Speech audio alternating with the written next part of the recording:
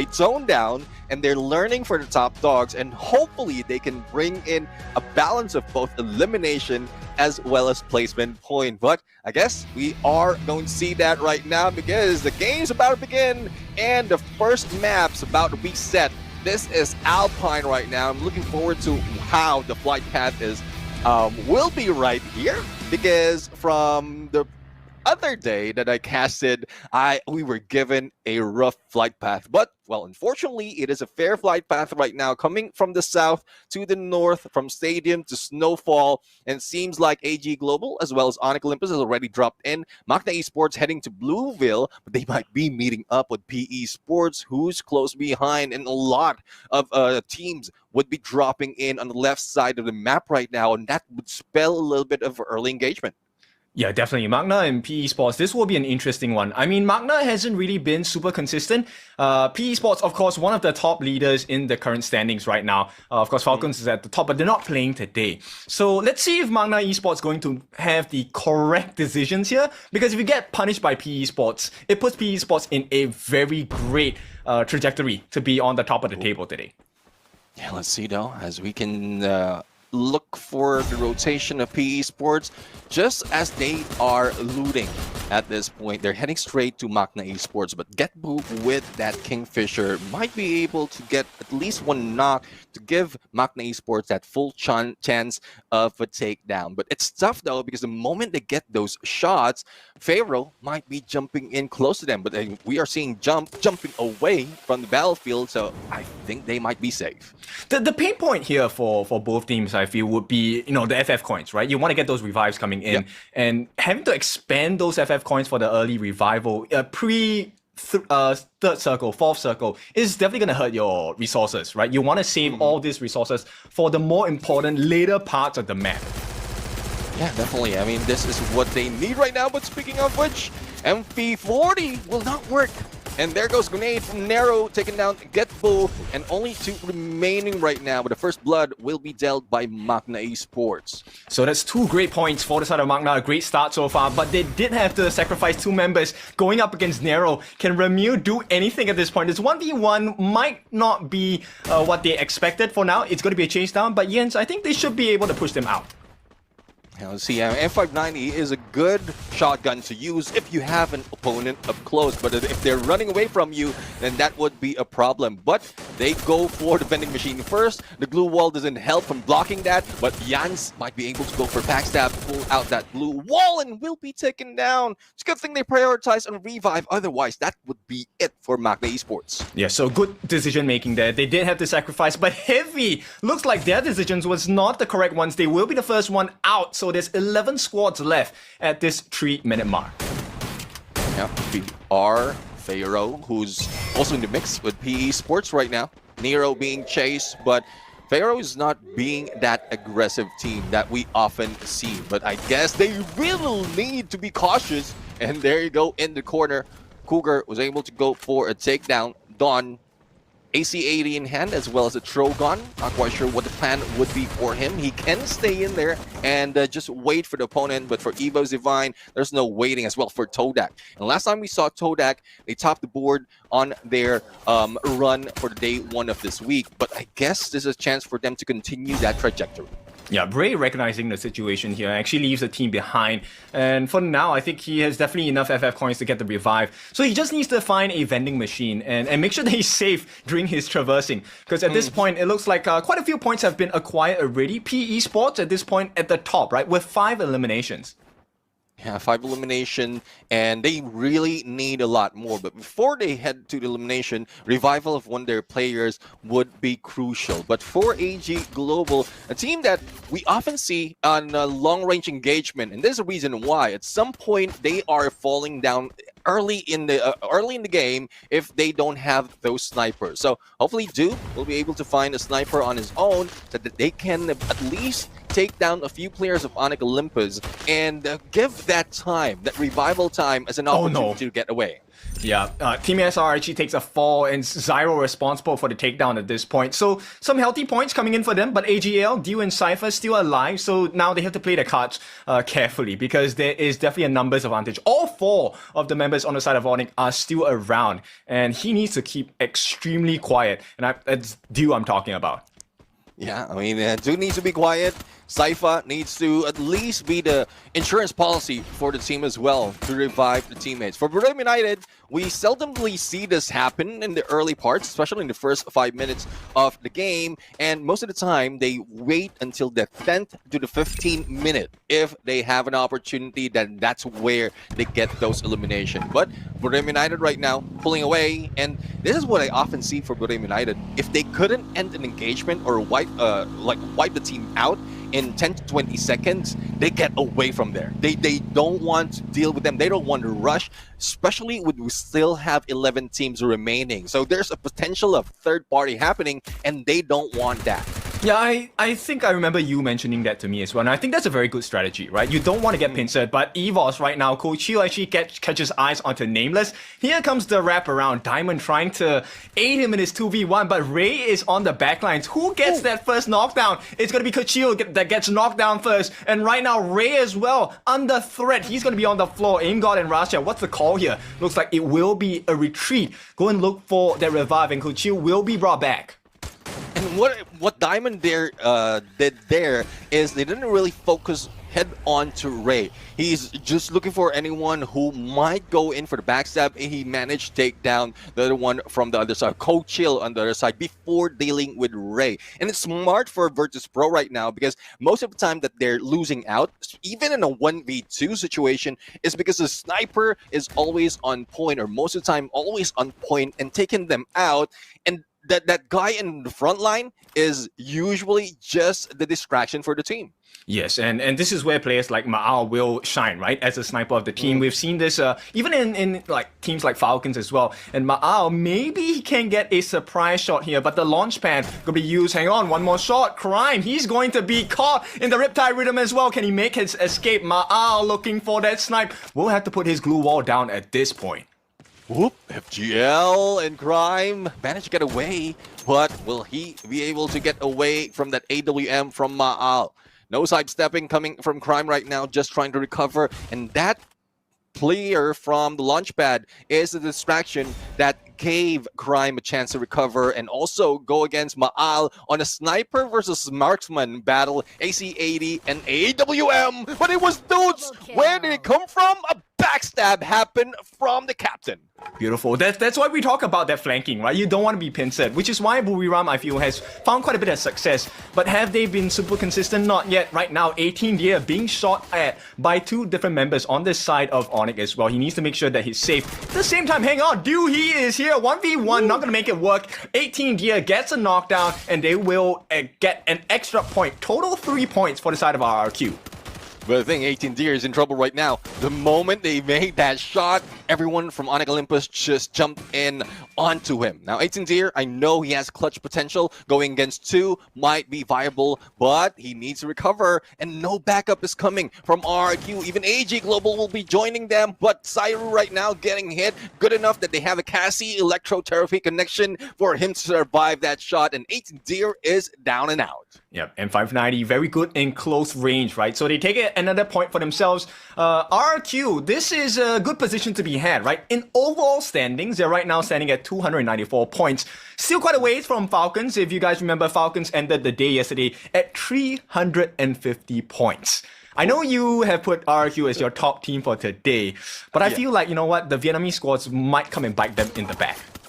Yeah, I'd love to see the Vietnamese side, especially PE Sports right now. Their first 5 elimination has been taken by this team, and as long as they survive towards the end, find the final circle, that's where they find as well potential booyah. But for AG Global, this is one problem that we often see for the team. Dew is always far away from the rest. And if he's the one who needs to carry the team, that's the only time that AG Global is performing that well or winning all of those gunfights. But if in case he's losing out or probably being isolated too much. The rest of the team of AG Global is also being taken down. So they need to rework that strategy overall.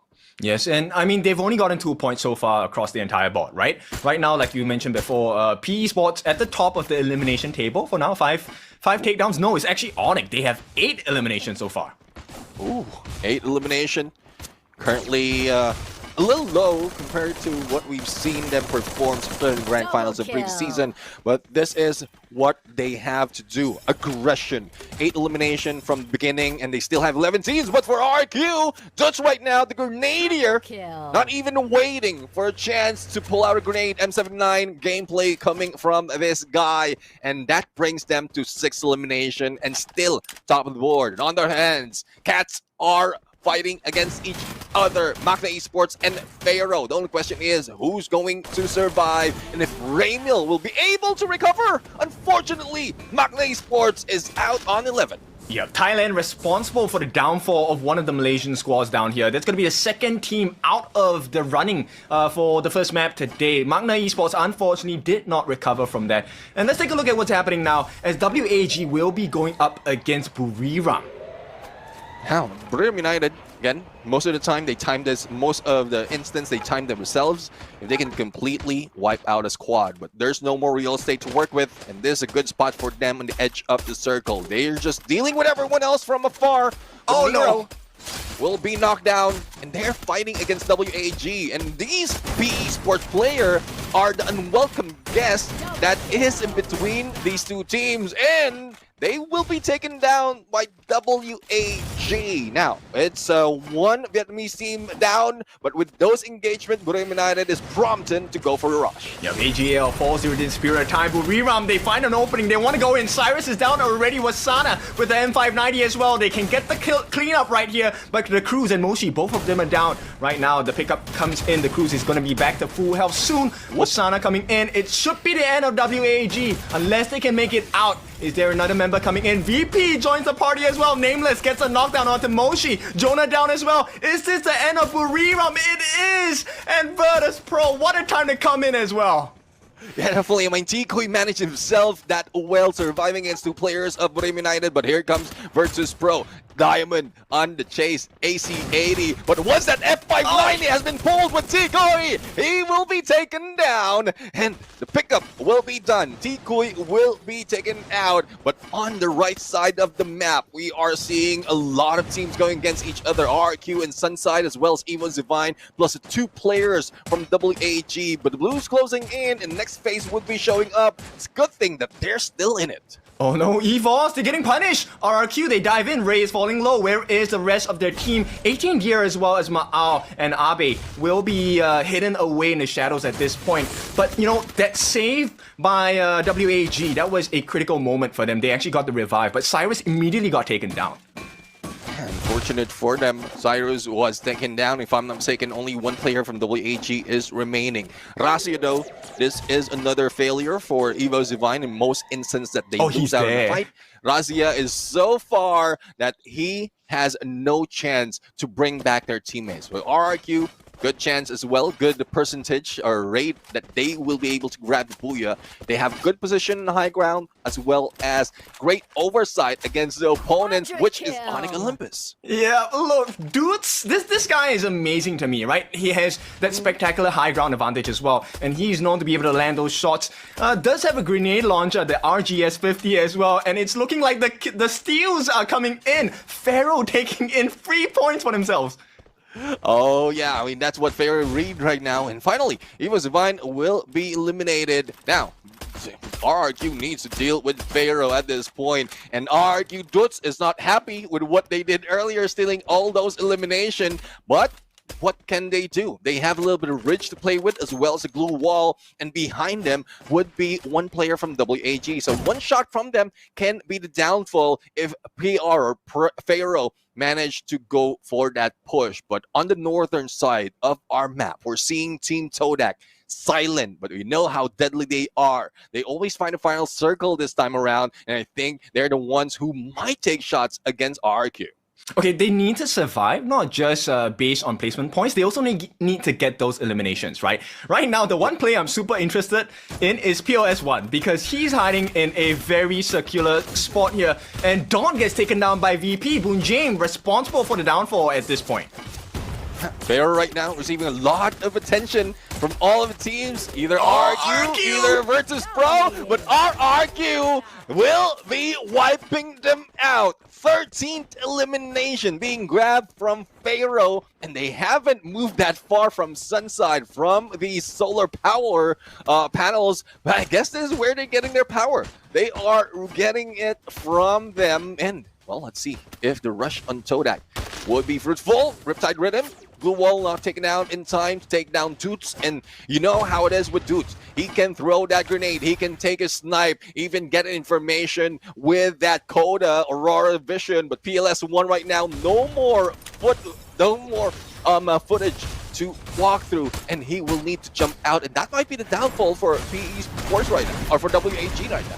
Yep, Abe tries to go in as well, gets a couple of knockdowns. Vidal is down as well. That's going to be the end of Todak, maybe. Two more members down. It's going to be RQ against Todak. At the same time, VP, they get in. RQ dudes gets that kill onto Todak as well. And RQ and VP, it's a 4-on-2. PLS1 has taken a fall as well.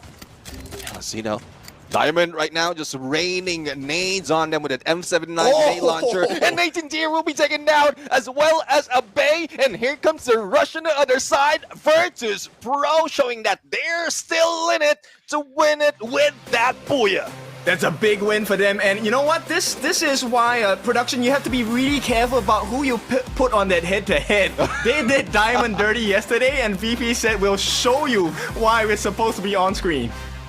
Yeah, definitely. I mean, Boon James right now was shown earlier as well as great motivation for them to perform this well into the game. And looking at the final battle, it's Diamond just dealing with two, and the two players on the other side. So great decision, because Diamond knows that he can manage either get away or just put on that pressure so that they cannot regroup. And that's where the strength of RRQ is. If they're all together, Virtus Pro might have less chance, but, well, isolation technique, that is what Virtus Pro has to offer in this game. I mean, VP was doing so well, right? Extracting the maximum value out of that M79, right? At the same time, there were the Gloomy Elders, so there wasn't a lot of effectiveness coming in from the defenses. And here's the beauty of having the M79, which is AoE damage, right?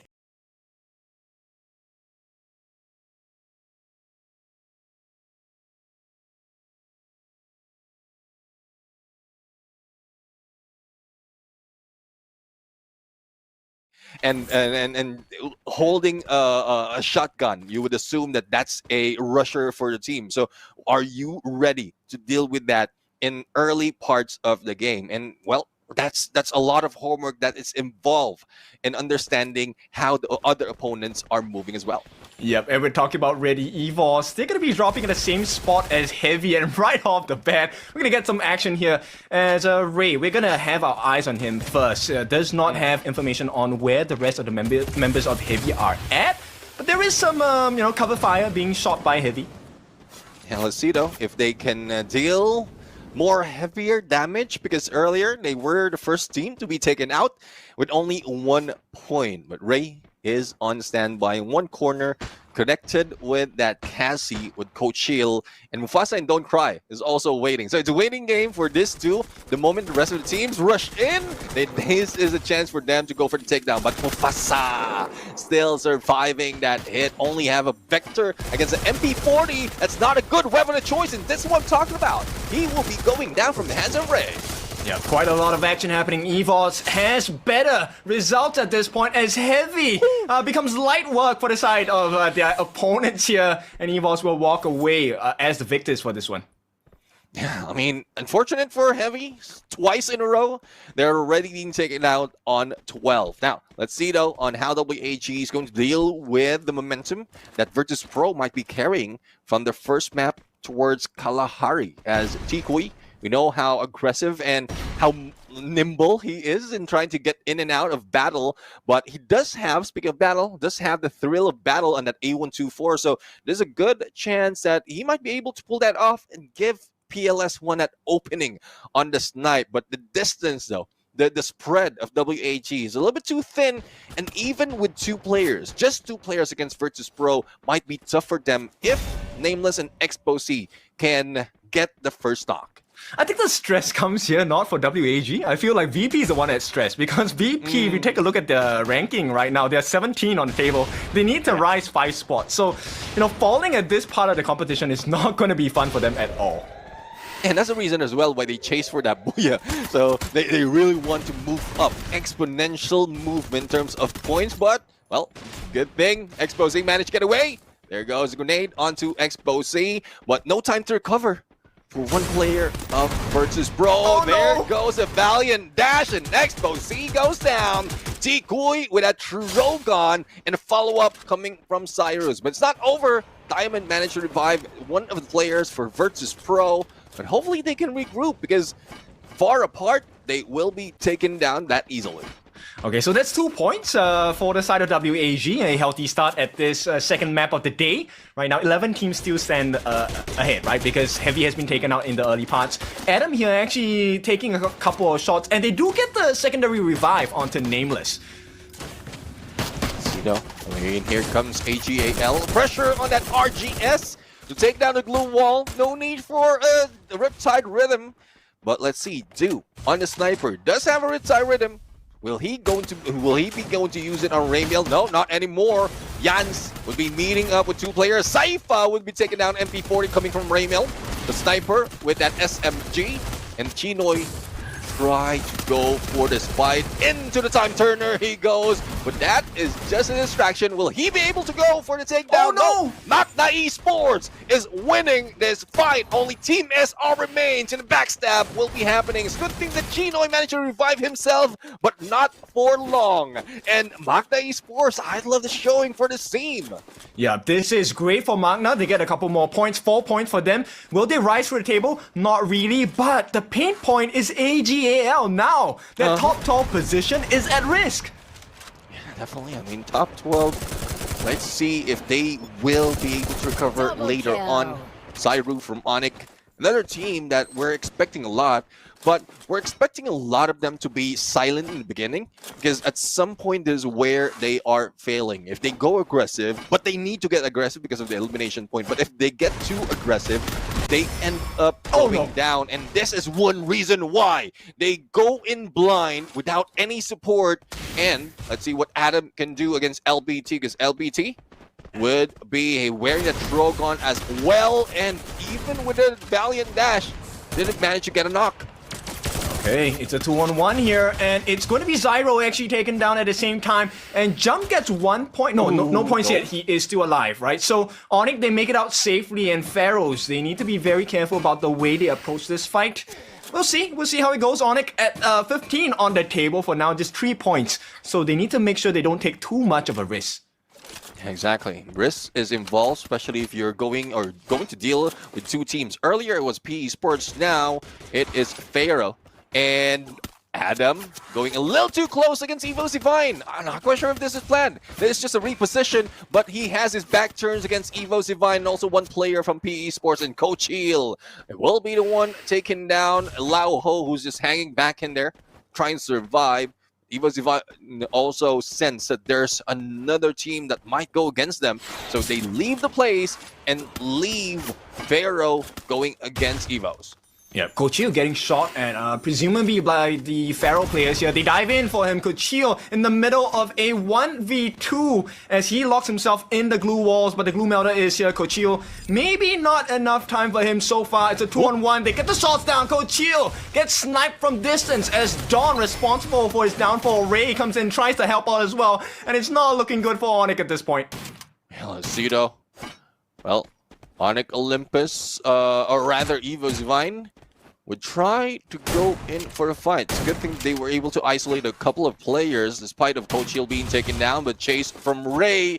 And, well, you're done. It's my turn. That's what Coach Hill mentioned. You're done with the revive. It's my turn right now. And Sensi on the other side, dealing with Aim God and AC80 doing damage against Pharaoh. Now, I'm seeing a pattern for the gameplay of Pharaoh. as long as you can isolate them, pull them apart, that's where you can prioritize in taking them one at a time. And Evo's Divine, they did spread out, but they quickly recover and regroup. So that's what I believe is the strength of this team right now. But going into WAG, putting pressure on Todak, who I would say did well from day number 1 of week 2, but let's see if they can do it again. Yeah, only 1 point, and Videls is the last member that made it out, and it looks like Todak, oh no, they will be eliminated. WAG claims that last point, and with this, WAG now has 5 points on the board, so this is a good position to be in. I mean, they're already at 7th place, right? So not too much to worry about at this stage of the day. Yeah, exactly. I mean, not so much of a pressure for them, but they still want to get that team of the day. So additional 250, quite a great incentive for a team. But again, no pressure in losing out compared to what we're seeing for Onyx Olympus. They're also being pressured of staying below 12th spot in the leaderboard. But Crime right now just waiting for the rest of the team to regroup before they deal with PE Sports. And again, 1-3 split normal, especially with Zyro on the snipe, but they will need to move into the next phase of the circle, and they will need to have a long flank, otherwise they might be caught off guard by PE Sports. Yeah, you know what? This is why you have to be consistent, right? On all the different days that you're playing, because look, the position that Onyx are in, it's kind of uncomfortable because you can't afford to take too many risks, but you need to get those eliminations on point. So with 3 points on the board and 15 on that overall standing, the biggest menace for them is PE, because PE Sports, they don't really have to care too much. Yeah, well, let's see though if this might change their mind at this point. For Onyx Olympus, I know this is still safe for them to stay outside of blue second going to the third, but there's still a lot of risk. I didn't mention this earlier because the moment the next phase shows up and it is far from you, from where you're positioned, then that's where the trouble begins. And looking at them, Onyx Olympus, Stone Ridge, how far it is on the next phase, and there's not even any contention in the lower part of Refinery. So they will need to move fast. The same goes for Fair right now. Tanking the blue will not help them with the resources. And I guess that's what WHG, Virtus Pro, Evo's Divine, even Bakda, and especially for RRQ, they haven't moved out from Refinery, but now they have to because it got away from them. Yeah, Evo, they're kind of trying to flush out Magna from this space of the map at this point. It's going to be Aim God going in between. They get the knockdown onto Getbu as well. Remil tries to save his life. Not going to happen for now. It looks like Getbu will be abandoned, but Aleph is down as well. Too many members are falling on the side of Magna, and they will be taken out at 9th place. Magna, not the performance you want if you're a Malaysia region fan, but unfortunately, you meet the past gods in the form of EVOS.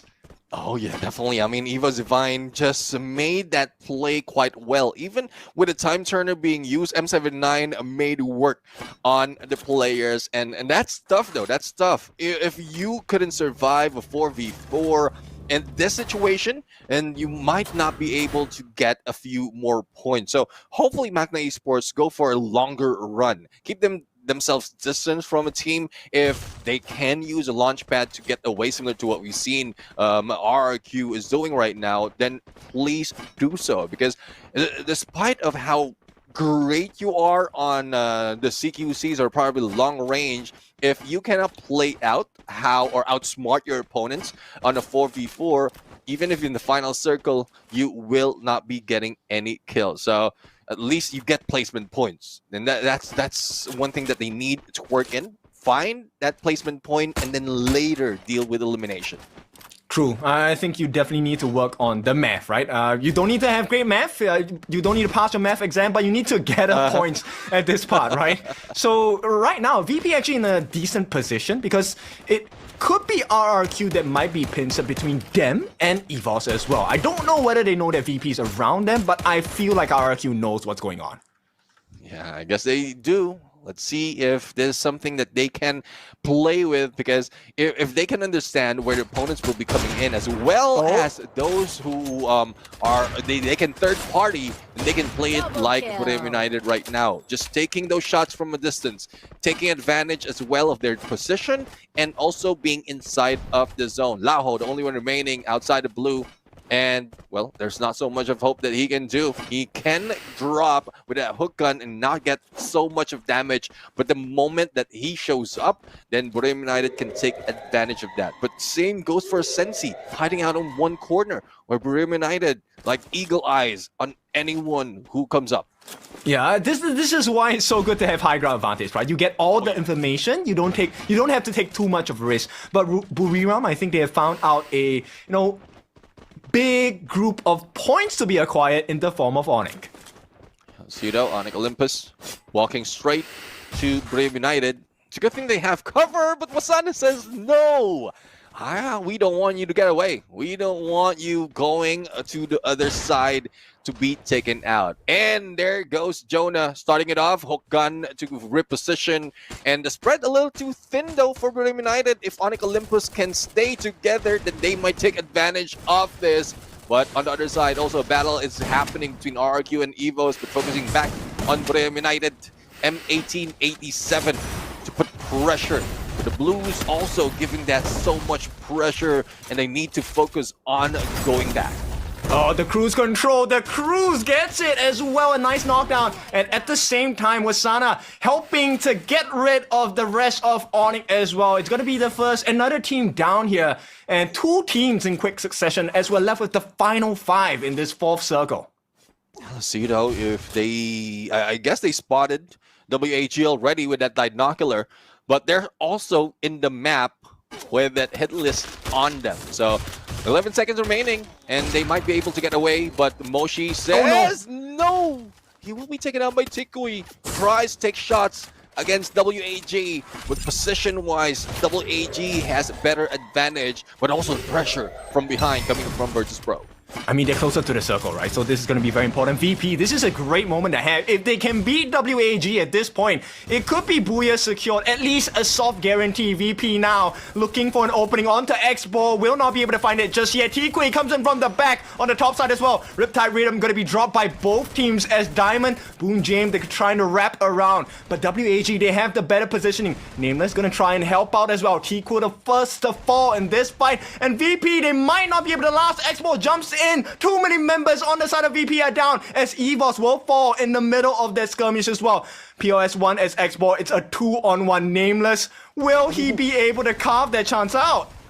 I don't think so. The Blues coming in, the glue walls being taken down, X-Ball putting that flash, the freeze grenade, and Nameless, or rather, X-Ball up close and personal. Now, the 2 snipers from the team of WAG is only 2 remaining. Now, let's see if they can survive this onslaught being brought in by the top dogs, which is Brave United as well as RRQ and X-Ball already down. 18 Deer going for the rush. Who's going to steal it? It is a Bay, and 18 Deer would finish off BLS1. Now, let's see who's going to pay for that, because Brave United don't want to be taken away any points, especially this game where they need it at that well. Yeah, Buriram, I think they're going to try and hold off the fight. They want to cool down on the Riptide Rhythm, right? Moshi though, oh no, what a snipe from Iive. Wasana has to move to the sides with the help of Jonah as well. Time turner going to be used, but Dutz, he's in his face. He wants to make sure that they get the numbers advantage. At the same time, Wasana gets broken down and he's going to be taken out, and RRQ with another Booyah coming in. Oh, just break down what happened there. Apart from Moshi going down, the Cruise went a little ahead and has been knocked down as well. Both 18 Deer and Wasana pulls that Oscar, or 18 Deer pulls out that Oscar Valiant Dash, and Wasana pulls out the Rebel Rush. But as soon as the turnaround, they get hit from both sides.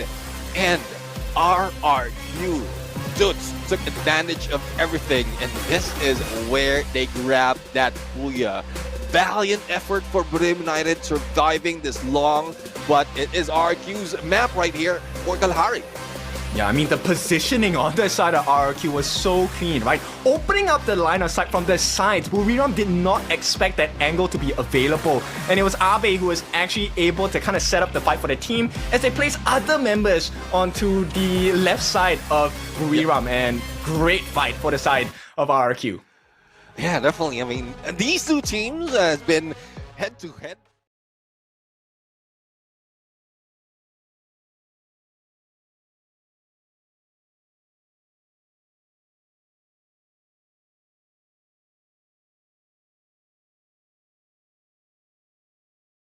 The second chapter of Naruto Shippuden collab that Susanoo is going to be appearing again. This time, are we going to see that instant aggression coming in that first circle?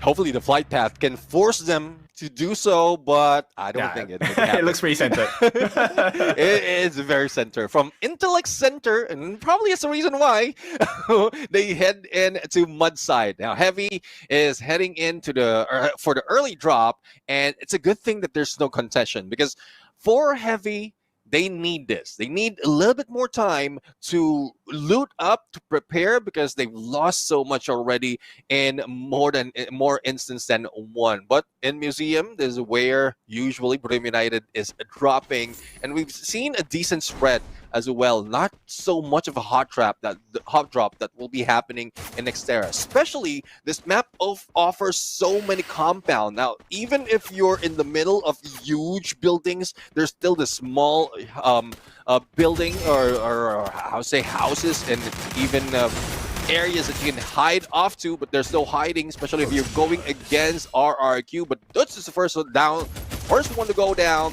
especially coming from Nolan's BSK. But 18's here will be taken down as well. RRQ looking like that they're in trouble. I mean, for 2 takedowns in this part of the game itself, I think it's not ideal for the side of RQ, but of course, they're already close to this vending machine right away. The chase down happens from PE Sports as well, so they need to be very careful. And we have a substitution, Kabi coming in for the side of Mufasa on Heavy, and so far it looks like RQ not in a very good position. The numbers advantage? No, it's a one-on-one, no! The takedown happens, ow! Unfortunate for him, gonna be taken out. Yeah, I mean, early in this game, the UMP is very useful. The high fire rate, as well as we can aim, well, accuracy-wise, that is something that the teams already have. But the high fire rate, and as well as taking advantage of not so much of weaponry from the opponent. But we are also going to see a substitution. It's Vanvo taking Cyrus' place in this game for WAG. So let's see if this will help them perform. But for Diamond, he was just stepping out and unsuspectedly finds traps, and the rest of the teams right now are ready to go in for a rush. I guess one knockdown can prompt them to go against the remaining 3 unless Todak backs away. This is ideal for the side of VP because there's a double whammy if you take a look at Todak's position, right? Right now, I think they're pretty close towards that 12th position. They're 10th currently at the overall standings. So if VP take them out, not only do they earn points from Todak, they also take one step closer towards that 12th position. So this map, I'm so curious. Todak and AGAL's performance needs to be a little bit better compared to the first 2 maps of today. Oh yeah, I mean, well, let's see though, because Todak at this point, looking at the standings, they are currently 4th. Looking at the group, but they can continue this on. This is a huge run for Todak and Malaysian team. Now, Evo's Divine, one has been taken down, but Ray has been revived, as well as Coach Chiel and Gracia from afar. SVD, Riptide Rhythm to clear the way, and Saifa would be hit, knocked down. Let's see if it would be confirmed. Chinoy making sure that it doesn't happen.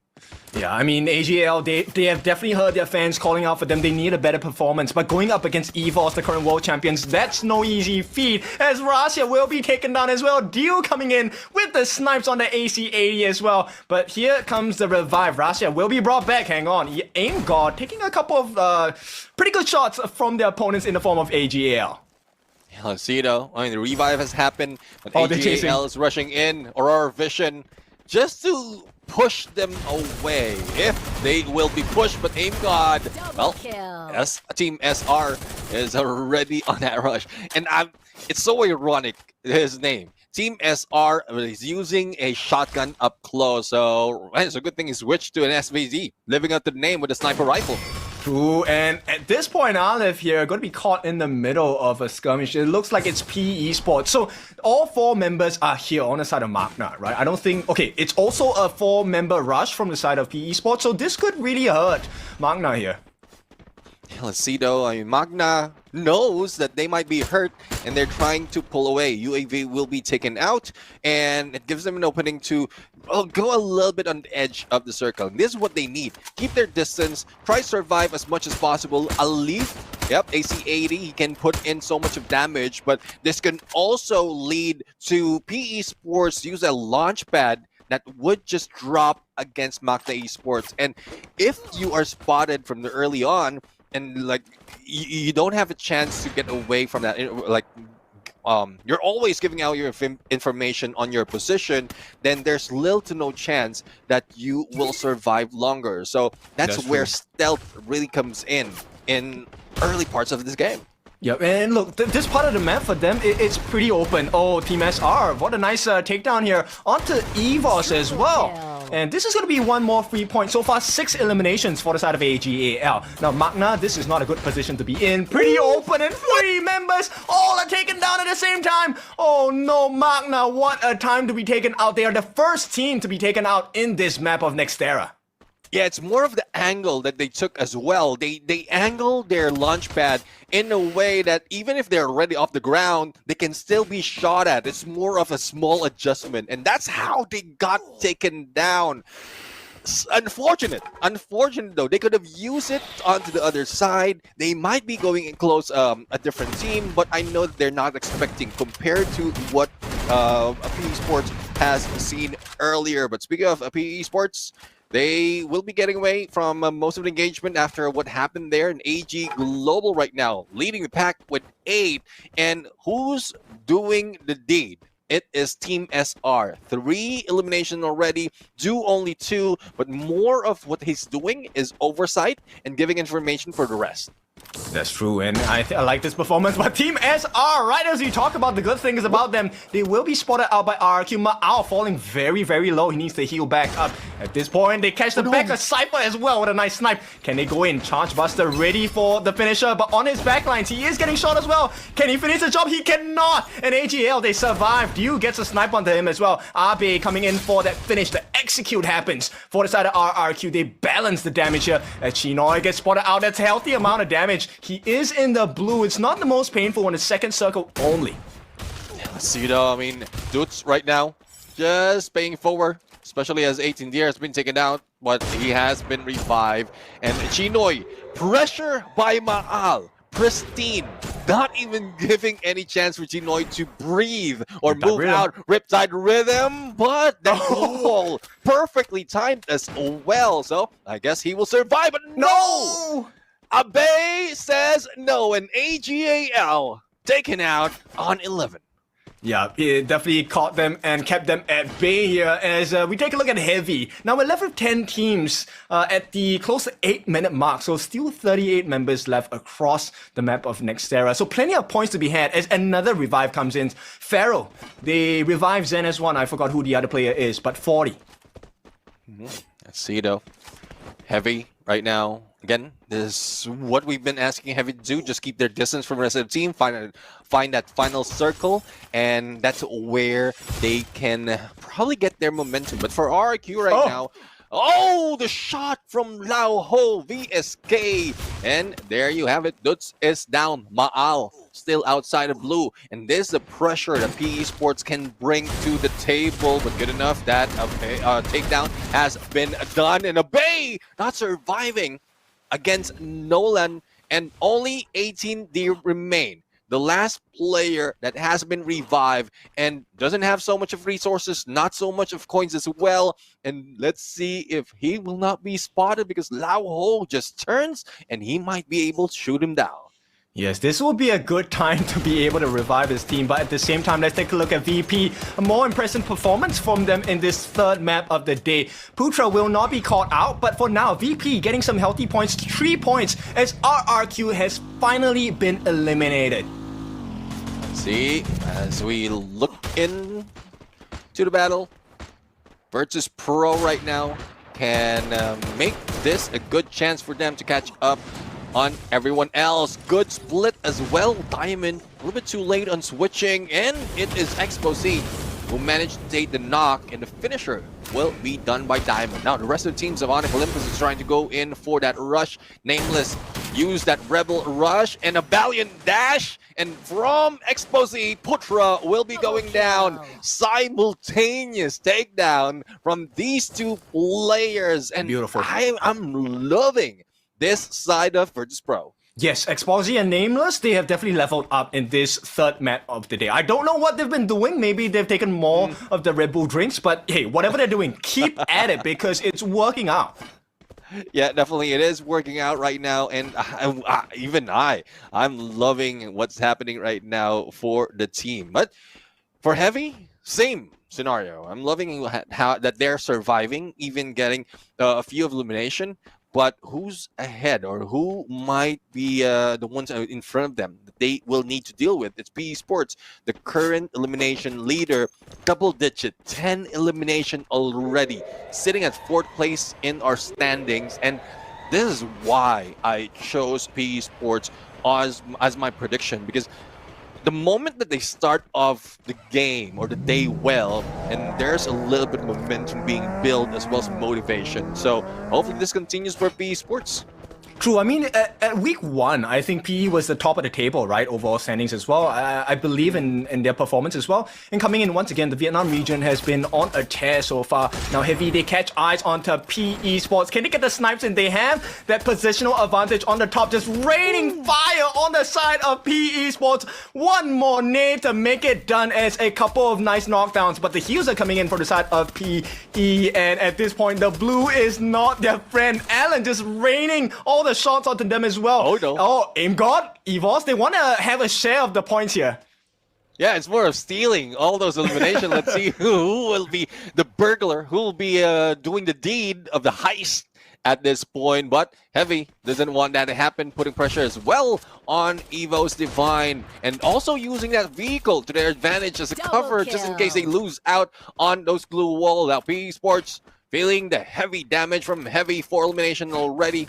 But there's still a long way to go in terms of point. But Heavy, with that vehicle, can move away, and I'm loving this this gameplay from them. They use that launch pad, take that bridge, even brought in a vehicle from the other side, and now they have cover that they can use. Even if it explodes later on, it will not be taken out by Riptide Rhythm, similar to what we've seen from Blue Wall. But well, let's see if Purim United can be smarter as well and take down Team Pharaoh, who jumps in front of them. Yeah, Wasana opening up the start of this engagement here. FGL going to be used to try and make them reposition. The jump comes in. Buriram, they have the high ground advantage. Jonah, Captain Jonah, what can he do with his AC-80? Going to be throwing a couple of nades down as well. Zensi gets a knockback by the flash freeze. And it's just a tight corner for now for Pharaoh. They're still surviving. Yeah, let's see though. I mean, pressure overall being put in to those in the lower ground. But for Heavy, the switch over to a much lower part of this bridge. The battle continues between Pharaoh and Purim United. Jonah, the first one to go down with a P90 from Sensi. And there goes a Rebel Rush as well as a takedown, or potential takedown on Dawn. But Wasana is the first one to go down. The cruise follows. Only Moshi remains. And Pharaoh made them food. Now, Moshi has a reposition, but the only question is, can you survive the onslaught of Team Heavy? He went straight into the lineup of Team Heavy as well. He has to make it out. Moshi jumps down, gets taken out, and stolen by Ray as well. Buriram ended the road for them as Heavy catches eyes onto WAG as well. So far, the teams that need to survive, like Todak, Onyx, and VP, they're doing well, but they need more points. Yep, need to do more. And this is their chance. What? No, Heavy right now. What's happening? It's WAG from the other side taking shots on them. And as quickly as that, Boy's the only one remaining, and they were a complete squad earlier. Now, with the pressure at blue, he will be forced to go in. Hopefully, no one's waiting for them into the next phase of the circle. For WAG, they're putting pressure on PR as well. Now, Heavy had this position earlier. Not quite sure why they let it go, because this is prime position. Even if it's outside of blue, at least they had that elevation similar to what we're seeing from WAG. Yeah, beautiful movement on the side of WAG. The glue melters had so much value. They melted PR Pharaoh in that case. Now EVOS, they also get a couple of points in the form of Todak members, leaving just the one lone member who has less than half his health left. And only 4 points on the board for Todak. This is not where they want to be, and they will be taken out.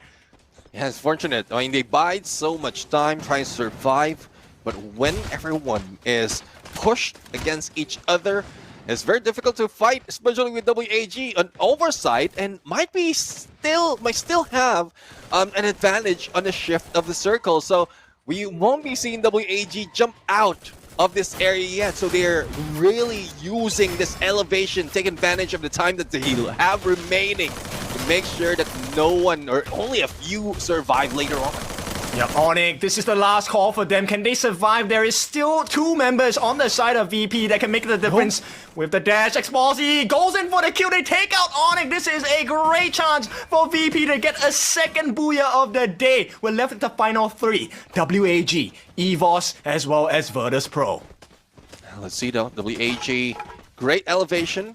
They have a good chance of moving towards Evo's Divine, or even further away from Evo's Divine later on the shift of the circle. But Rasia will be taken out by Tikui. Pulling away in that moment is not good. They need to regroup, but what can they do? They have pressure from Virtus Pro below. We have pressure from WAG from above, and Evo's Divine. This is what I'm talking about. The movement from WAG. The gatekeep would start at this point after the battle, and there goes WAG. Not even touching the ground. They secure that booyah. They stared down from the heavens for this one. WAG with the elevation, playing from the high ground and allowing the numbers advantage to naturally shine through. And this is why I put WAG in my top 3. We have our reasons, and this performance, these performances are the reason why Vietnam is being part of the top 4. Because, like, again, Heavy, they could have taken this chance. They could have taken this position earlier. They were here already, but they let it go. And it was given to both PR and WAG. And who capitalizes it more? It is WAG.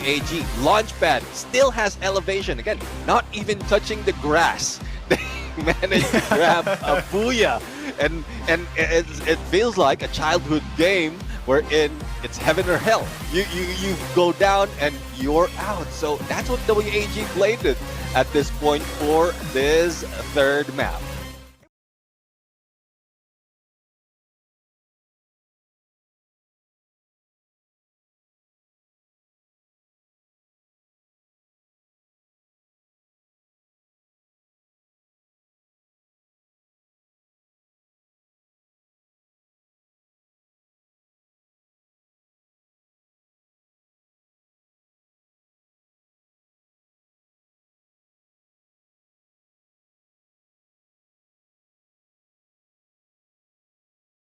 Though, because we know for a fact they started the knockout stage in a lower run, in a lower tone. So I think if you go for a head-to-head, it would be like just one-sided, I would say. But before we go to any sides, let's see if it is heaven or hell that would be given to the team, because in either way, they will not be saved, especially if they are going against the top dogs. Purgatory is here right now, and the flight path seems a little skewed. And once again, this is what I live for. Okay, so heaven and hell, is it going to be hot or is it going to be beautiful? And this is a tough one, because this flight path, let's be honest about it, this one is a disaster for a lot of teams. We will get very early interactions between many of these squads. Yeah, and well, believe it or not, this is how we started the week and the same map, but it was down on the south. So I'm loving how Purgatory is bringing that I would say limbo for where or who the team will be surviving at this point. But Heavy, who might be in trouble, who's always in trouble most of the time. Potential backstab will be happening on Tabby, and there you go, LPT missing a shot only the M1719 in hand, and Time Turner being used by Kabi to get away. But what can he do? Thompson in hand, but still has been taken down. Surprise, surprise, LBT has that Mag 7. Yeah, and in that skirmish as well, Magna also having a couple of drops as well. They do get their knockdown onto LBT, take him out. So that's a couple of points for all of the teams in this area. And I'm talking about 3 different teams here. So Heavy, Magna, as well as PE Sports. Now, Bui looking for an opening on the sidelines as Don't Cry as well. Let's see though, we are seeing a couple of SMGs for the side of Magna Esports, and they do have the number M590, FGL, Max 7 in the hands, but no! Allen takes advantage with that Bison, and it seems like Magna Esports, another unfortunate run for them. They have the numbers, but doesn't have what it takes to go against 2 players. We're talking about 2 players of Heavy. Yeah, you want to be first, but not the first to go out. And unfortunately, Magna will suffer that fate as VP. What a start. They get another point on the board. That's 2 points for them. Not a lot, but it's a great start. Yeah, it's a great start. And this is where VP is always being challenged by Todak. But right now, let's see, another challenger has entered this area. It is AGAL. There goes a Team SR with that Valiant Dash, plus the M1887, and the potential takedown already, and there you have it. Team SR, after being chased by Virtus Pro, they are now going against AG Global, and it seems like this is it. Todak will be out on 11. And, well, if in case Virtus Pro heard those shots, they might be the next contender against AG Global.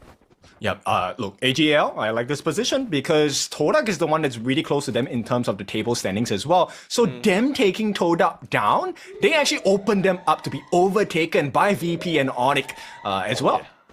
Yeah, I mean, it is possible. So that's part of the group. And, well, if AGAL can pull out of their position, then, well, they're still in a good spot. But for Brunei United, we are seeing a potential challenge against Cougar of Pharaoh. But let's see if the Cruz, as well as Wasana, can regroup right now, because vehicle gameplay coming from Dawn, and there goes the shot, but missing.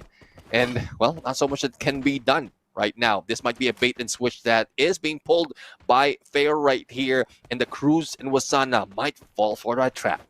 Yes, it's more important for Pharaoh to have a safe gameplay at this point.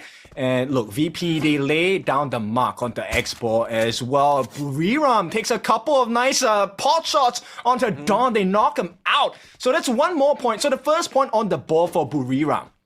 Yeah, I mean, most of the time, we see them go engagement late, but, well, I guess they're not expecting that player to be there. And, well, quick revival being done for Pharaoh, and they're a full squad right now, but the rest of teams will be moving in against Wasana as well as the Cruz. Now, will this be a challenge compared to what we've seen earlier? Because Cougar was a target, but Dawn is the first one to go down and jump, and Cougar, I believe, is taking shots against the Cruz, and Cruz is providing that distraction for the flank.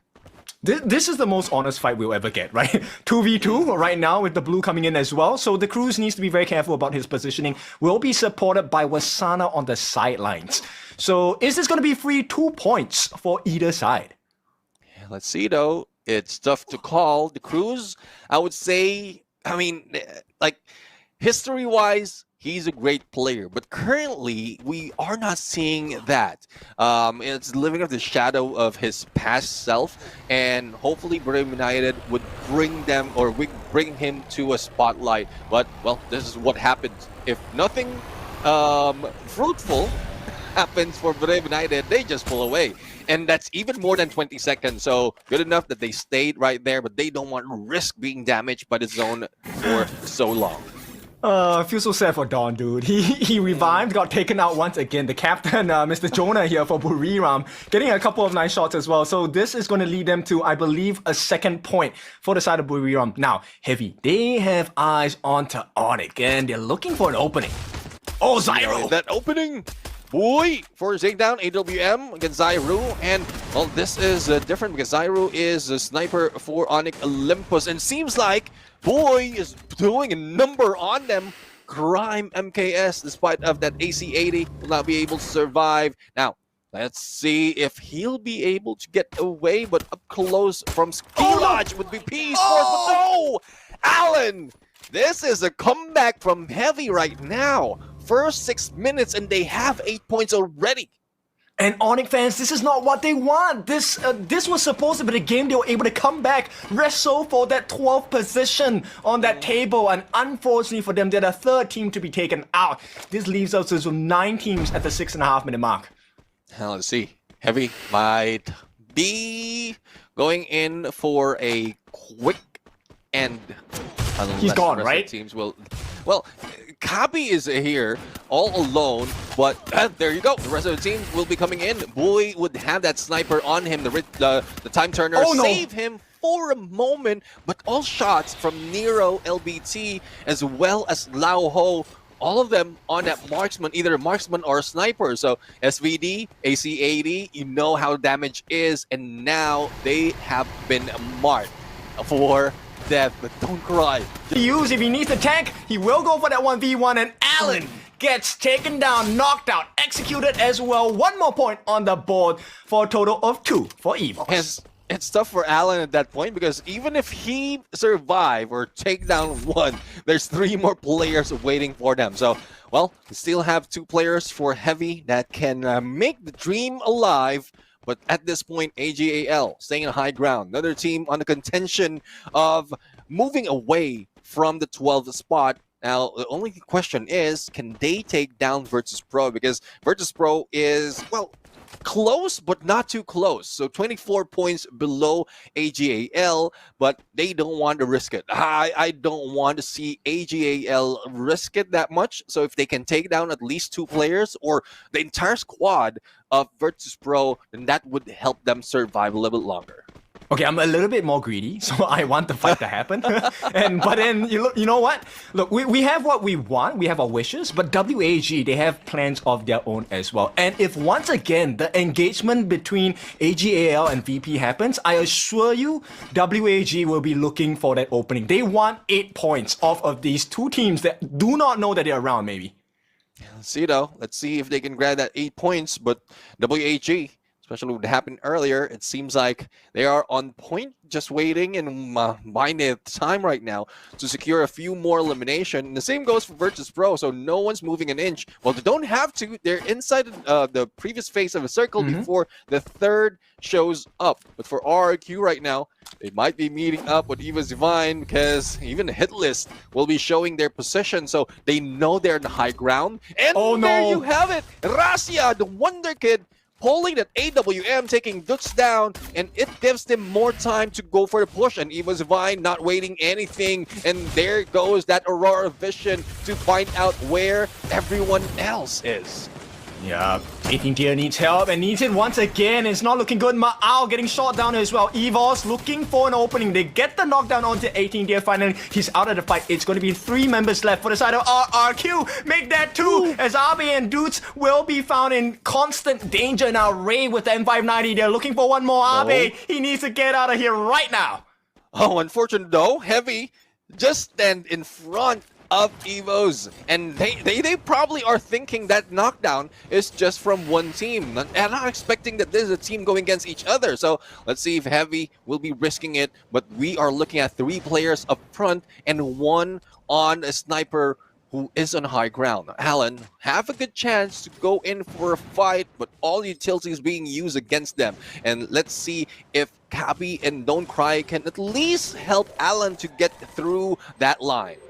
It looks like all 3 players on the side of Evos have the Alvaro passive. Like the nades are coming in, and right now, Don't Cry on the sidelines looking for a potential line of sight, right? As look, how many nades do they have? What the heck, Evos?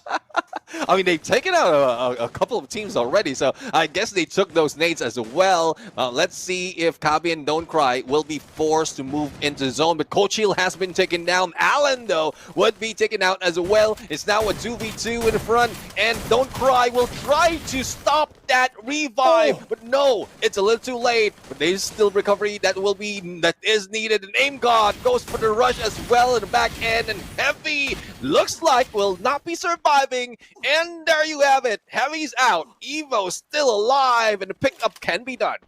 It was looking decent for a little bit, right? Bui actually came in at the last moment here, but EVOS, they walk out the winners, and right now we're left with 8 teams at this 11.5-minute mark, and EVOS, current world champions, there is no doubt they will be able to make their way into this next circle with, I think, a little risk at this point.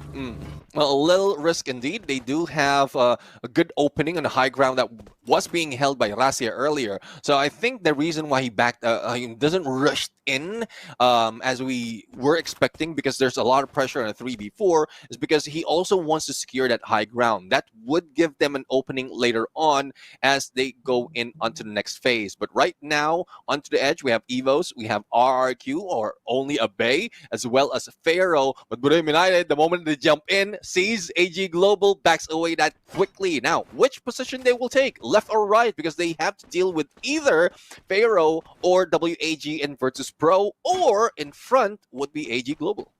I mean, they have like less than 30 seconds to make a decision, not a lot of time, right? And right now, I think the team that is at the highest risk is actually RRQ, because I remember looking, there's only one player left on RRQ, and they are around so many different teams. Now, the only other team that I am gonna, hang on, WAG. WAG right now. Well, the nade took down Xbor, but his time chance for Virtus Pro. Xbor still on the ground, and Virtus Pro is a little spread too thin. Tikoy, though, despite of how quick he is, he couldn't get away from Diamond. Pick up on Blue James has been done, and that is through the glue wall, and Tikoy goes down. Vanbo, the only one remaining against 3 players, and he will be knocked down as well. The only question is, will there be anyone who will be able to pick up Vanbo? But there you have it. We have PLS1 and Riptide Rhythm. Boone James against PLS1, plus a few players from Pharaoh. Now, 1v1 up close and personal. Who's going to win? Throgun or Bison? But PLS1 will not be waiting. Heading into next phase circle, who might be seeing a Bay and probably a surprise hit against him. But nope, he went in the second floor, still alive. But it's a 2v1. Actually, if PLS jumps in now, he could potentially take the win. Comes in looking for the jump shot with the Trogon as well. Not gonna work out. At the same time, Buriram going up against their opponents in the form of Pharaoh. WAG will not win that 2v1. Gets taken out as, Buriram looking to put some damage against AGAL. And this is what we expect from Buriram. I mean, the usual gameplay, 14 minutes in, only 2 elimination. They didn't go in so much engagement, but they do have prime position. And who's rushing in? It's AGAL or AG Global. But on the other side, Virtus Pro has been taken down as well by PE Sports. And after that engagement, a lot of pressure will be put in on both teams on the high ground. It's a good thing that Evo's Vine has managed to jump in, gives them a little bit more time to deal with PE Sports or with AGAL before PE Sports rushes onto the other hill. Yep, everyone is very spread out. This is a very open area. The glue medals are going to be of maximum value at this point. PE Sports not looking too good against EVOS, as Ray looking for that one-on-one against LBT. LBT actually rushes to the backline. He's going 1v4. What the hell? Nolan tries to back him up, and LBT, that was a wrong call. They take him out. Yeah, I mean, Nero has been taken out as well. Even Lauho will be taken down by Buriram United. Now, this push Buriram United towards Eva Divine. If Aim God will not pick up, that will be a 4v3. But there goes Wasana with Revel Rush, and as well as a knockdown. And the Cruise right now with the Charge Buster, but Wasana has been taken down. Jonah and Moshi will need to work to move to the zone, but Moshi will be taking a few HP because Jonah is also dying out because of Cougar. Only 1 remains for Buriram United. If you take down Coach Shield, at least 1 point will be taken, but not so much will change in their placement. But no, he goes down as well. AG Global against Pharaoh, 2v4 situation that's not favoring the Pharaoh themselves. At all, Cypher, they get the knockdown on the Cougar as well. Dawn, the last member, standing AGL. This is in the bag. And AGL, they take the booyah in this map of purgatory. What a way to end the day so far. Yeah, what a way to get away from 12th spot as well. Because we've been counting on Virtus Pro as well as Onyx Olympus to at least take a lead against them. But, well, at least they know that and they don't want to give it that easily. They were even challenged by Buriram United. But the switch, the change of pace for AGAL just shows that they don't want to, like, in visual, they don't want to show up like AGAL. They put so much pressure on Brim United that they were pushed towards the other side, and that's where AG Global took advantage of that, going for backstab against those battling on the other side. I believe that's Virtus Pro and was it Evos? But well, regardless of who it is, we have AG Global taking the 4th Booyah in the day. It's not looking good for Team Flash actually, because this means they will have a difficulty in getting that 12th spot away from themselves. Team Flash now at risk of being overtaken by VP and Onyx. Yeah, it's one thing though, they're very, very close. I mean, Virtus Pro, after AGAL move up, Virtus Pro would be going against Team Flash on the leaderboard. And even Onyx has been pushed down, I believe, because Heavy looks a little stronger from that game. They had, what, 8 elimination before going down, but it's just unfortunate that they have to, they are not reaching the final circle. If they can do that, if they can practice and staying quiet, staying silent, and then go for the final circle, then at least they have a better chance as well to grabbing the championship. But, well, it is what it is right now. We'll have to see them do a bit more for the remaining 2 maps, because that's just a 4th map. And we've seen a lot of engagement, a lot of tactics already.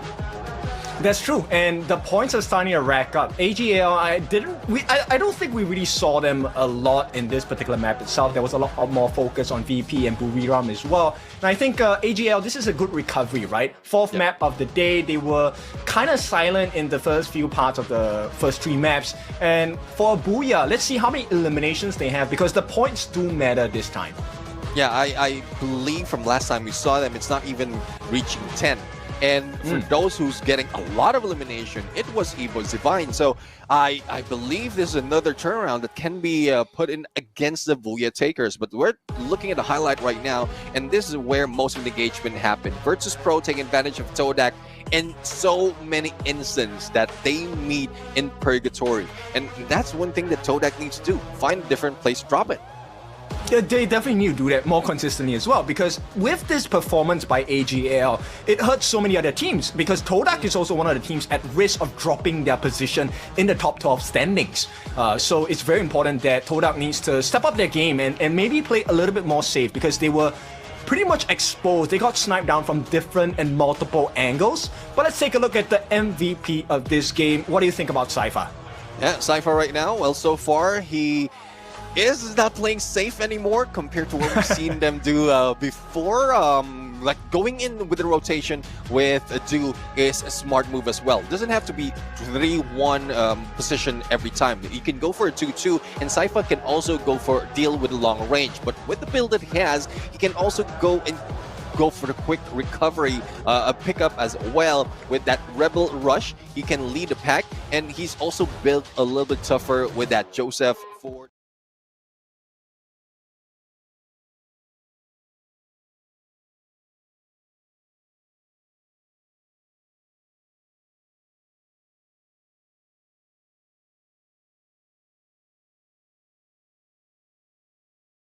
As well, I mean, trust your energy, trust your teammates, and I think we will see a huge uprise in the energy and performance of the different teams, because we're gonna head into Bermuda right now. Susanna once again gonna appear on your screen. How is the flight path gonna be for this one? Another one. Give us another one. Well, we're always seeing that at Purgatory, and it wouldn't hurt if they will be pushed against each other on a rough flight path, but I don't think it would be given twice back to back. So, well, good luck for me. But let's see though, coming in from Rimnam Village, going into Cradit, and I know RRQ would be hanging in here, but surrounding them is Todak, who will be taking Clock Tower, and Hanger for Magna Esports Club. One of the player, or a couple of players from RRQ, is also invading Hanger. So hopefully, there's a chance that Magna Esports can take advantage and get those initial forms. Okay, you want the advantage? No, it's RRQ, boys, as Iive gets taken down. And RRQ, a great start. 1 point on the board already for the Indonesian Giants. Yeah, plasma gun is annoying, I would say, in this point. No need to pick up any of those bullets, but the Bay will be taking down 18 Deer for the follow-up, and I don't think Getful was aware of that. Well, at least they have 1 point to their name already. Raymil far away, Scar in hand, might be scarred in this game as Dutz is waiting for him. There goes a one shot, but there's no follow-up to happen. But he will be pinched because another player's on the other side. But up close and personal, he still loses out. Dutz with a Thompson who might be able to do another one. Yeah, at the same time, a lot more kills coming in, so Dudes will be able to hold his own, but with the time turner, this could really turn things around. Dudes will be taken down 18 Deer. Once they're going for the support, gets another point for the side of RRQ. So that's 3 points in total. Healthy amount of points for RRQ. They did have to sacrifice Dudes for that though.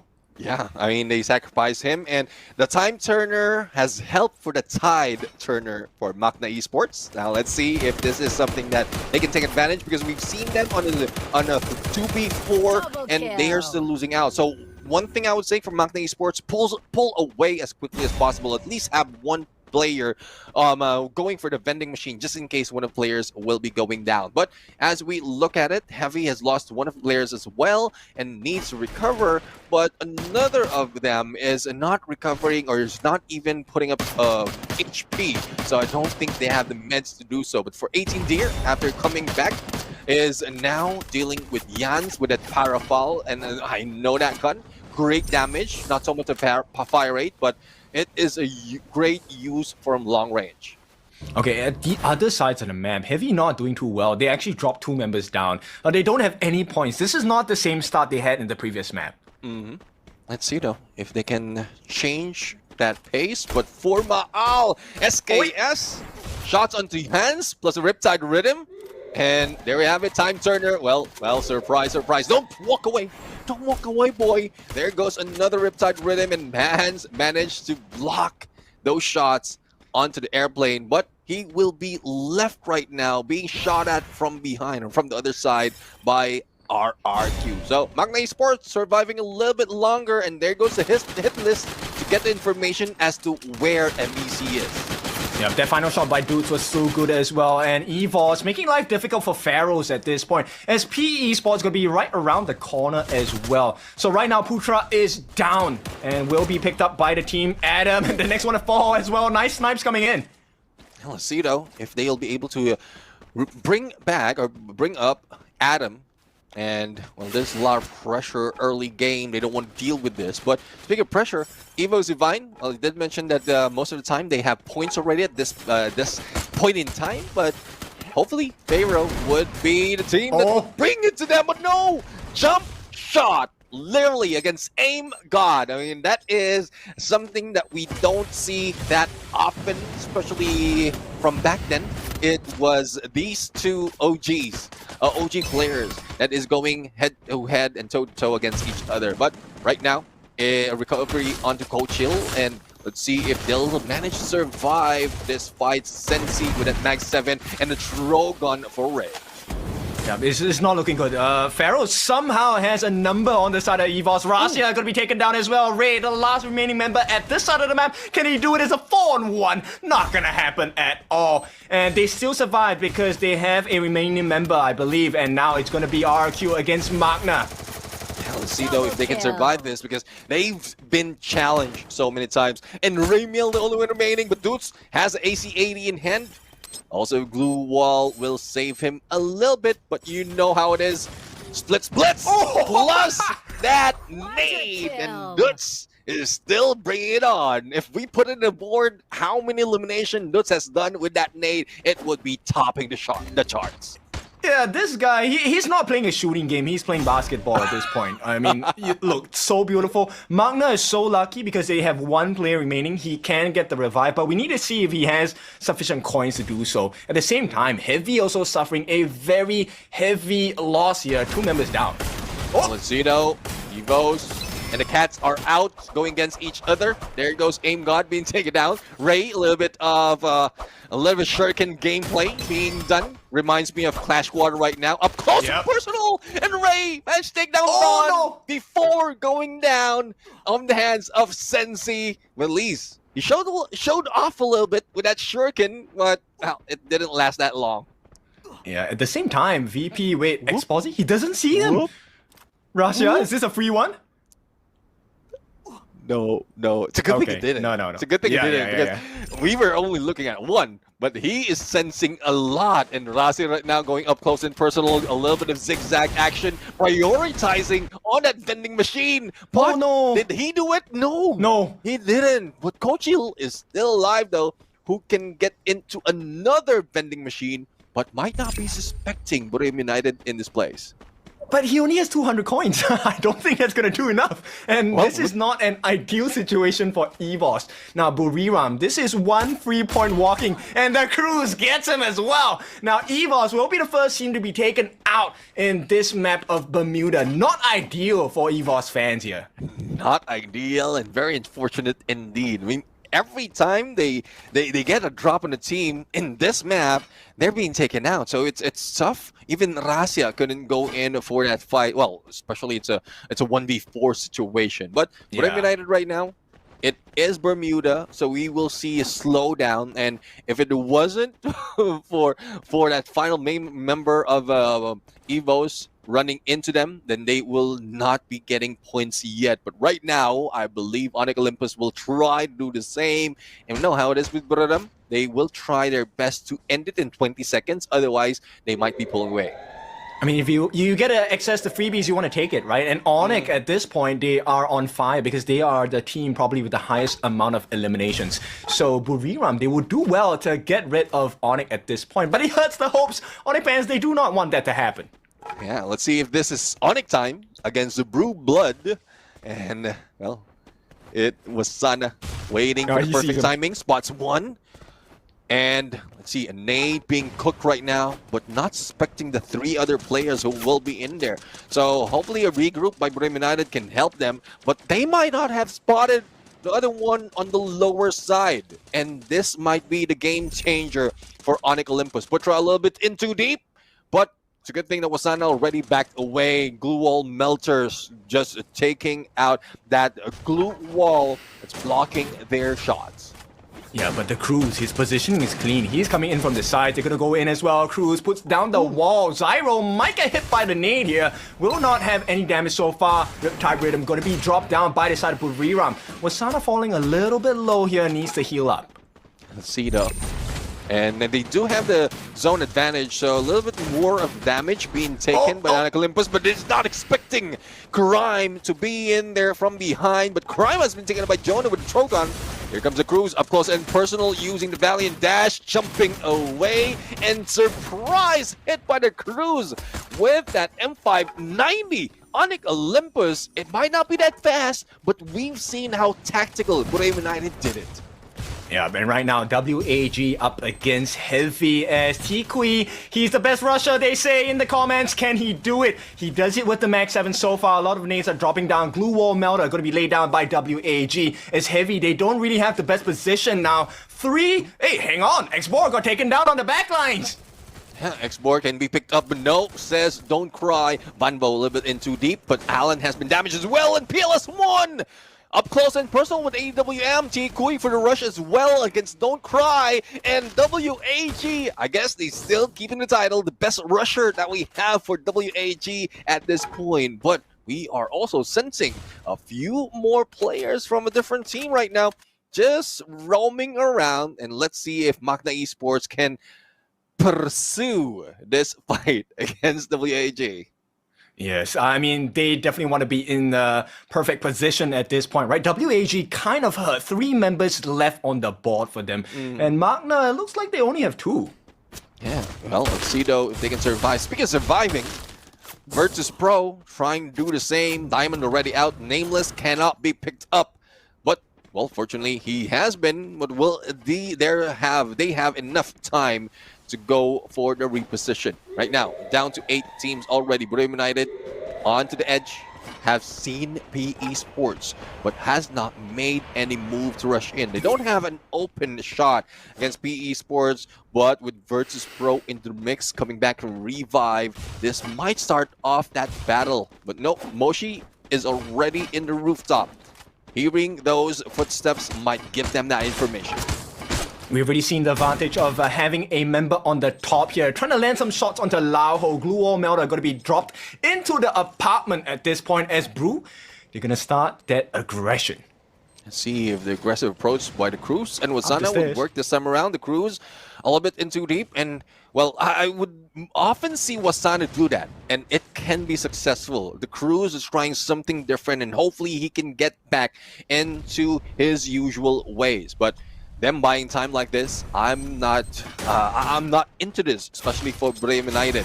They are losing time as well as losing a chance because some other teams might be rushing in against them. Lao Ho has been taken down, and this is now Brave United going in on a knockdown spree, especially with Noshi trying to take down or taking down LBT. And there you have it, Brave United eliminating PE Sports with only one player remaining. Yeah, but the trouble is not over yet. Virtus Pro, they want some free points and they see Buriram in the building. The urban structure is so far, thankfully, going to be of a benefit to the side of Buriram. Let's see the rest of the map here. So VP going to start moving towards the bottom side of the map. At the same time, Todak actually also has been taking a couple of free shots along with WAG during the engagement between Buriram as well as PE Sports.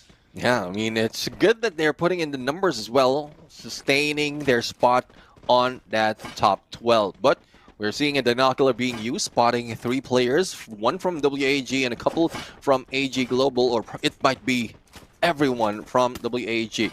Now, PE Sports, though, still have Nolan, who have no one to help him survive longer. But it's a good thing that he does have that ridge to hide away from Brave United. But Blue will be closing in, and he will be forced to move out. Same goes for 3 teams who is at peak right now. Yeah, RRQ, they catch eyes onto Virtus Pro. Gonna land a couple of shots. Not gonna do too much damage at this point. But like you said, right, that lone member on PE Sports, that's the one that really matters. At the same time, Buriram, they get some nice shots onto WAG. RRQ, they see Todak, they want to go in. 18 Deer rushes in on his own. It becomes a 2v1. Traps, runs away, and the backup is not enough. Todak falling low. 2 members down. It's RRQ with the grenade launcher as well. Iive caught in no man's land here, taking a couple of shots, has to get the heals down. Yeah, they really need to take this compound because it's an edge of circle. This can give them a good vantage point against the opponents on the other side. But speaking of other side, Brave United right now, good chance to spot out Jans from Magna, as well as hearing Virtus Pro on the other compound. But Wasana a little in too deep. They still have this depth that they can work with. Probably hide away, and it's still part of next phase of the circle. A lot of battle happening all throughout the map in between RQ and Magna Esports, and AG Global will just be waiting for their opportunity if Magna runs into them. I guess this is it. This is a chance for them. AG Global will just need a few meters to get into the next phase, and they can take down MEC. Nolan, he is not long for this world. And PE Sports goes out in 7th place at this point as we have 6 remaining teams. AGL, they have done well to hold on. But look at RRQ, they have already 14 eliminations, looking for more in the form of Magna. Yeah, I mean, RRQ right now, well, they are top the board in terms of Bermuda. And there goes Team SR taking out Magna Esports. Jans first to go down, and then following Get Boo. The pickup has been done, but not so much. The Blue will be hurting them, and Iive will not be aloof at this point. And Magna Esports dies out from the Blue. Only 5 teams remain, and 3 of which are in here. WAG with a couple of players remaining, and make that 3 players remaining. Might be meeting up with Buriram United. Yep, they're getting locked out. Oh, WAG, POS1 knocked down. At this point, this is not looking good. At the same time, Tikui, he needs to make something happen. Will not happen. WAG, they get taken out. And now this is the time they're going to go for the free fall. Buriram in the middle of VP, as well as RRQ. And RQ only the lone member, Ma'al standing alone. As AGL and VP, they have 4 members left. The nade comes in from Chinoy as well. They get rid of Diamond. And Virtus Pro losing that fight. 3v2 situation. But AG Global says, no, we want to be part of the party as well, even if we're not invited. And there you have it. Virtus Pro would be saying goodbye on second. And AG Global, once again, they will grab a booyah for their team. Their rise is not yet over. Yeah, Fan the Flames, this one was a big win. Once again, AGAL silent but deadly in this map of Bermuda. And if there's any time to get the points, second last map of the day, yeah, this is the one you want. Yeah, definitely. I mean, back-to-back booyah for the team. Despite of having 7 points only from previous booyah, I believe this is even more in terms of elimination because they were not, they're keeping distance, but they're always part of engagement. Even at this moment, there's still a few players from the opposing side, from Virtus Pro, and they already have 7. So this is even more. And, well, I guess pulling away from the 12th spot is one thing that AG Global is good at. Now, we want to see and how this brings them to the leaderboard later on.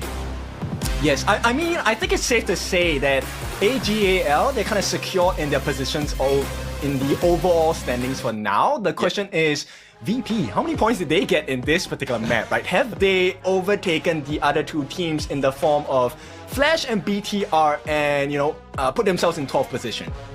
I couldn't say because Virtus Pro, in spite of the number of engagement, they're also losing out on a few. So it seems like we just have to wait later on how many. I don't have the exact numbers just yet, but again, it looks like a much slower pace this time around, especially in Bermuda because, well, this is an OG map. Everyone knows how to go for rotation.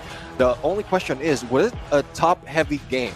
When we see in the match later, it might be quite balanced on the top half because there's a few teams that, despite of having only a few remaining in the last or final stages of that match, they still put in numbers compared to what we've seen in the first 2 maps that we have for today. I don't remember who it was, but one of the teams had 14 eliminations even before the final few fights of the circle. So that is good points for them. RRQ, I believe. That is RRQ.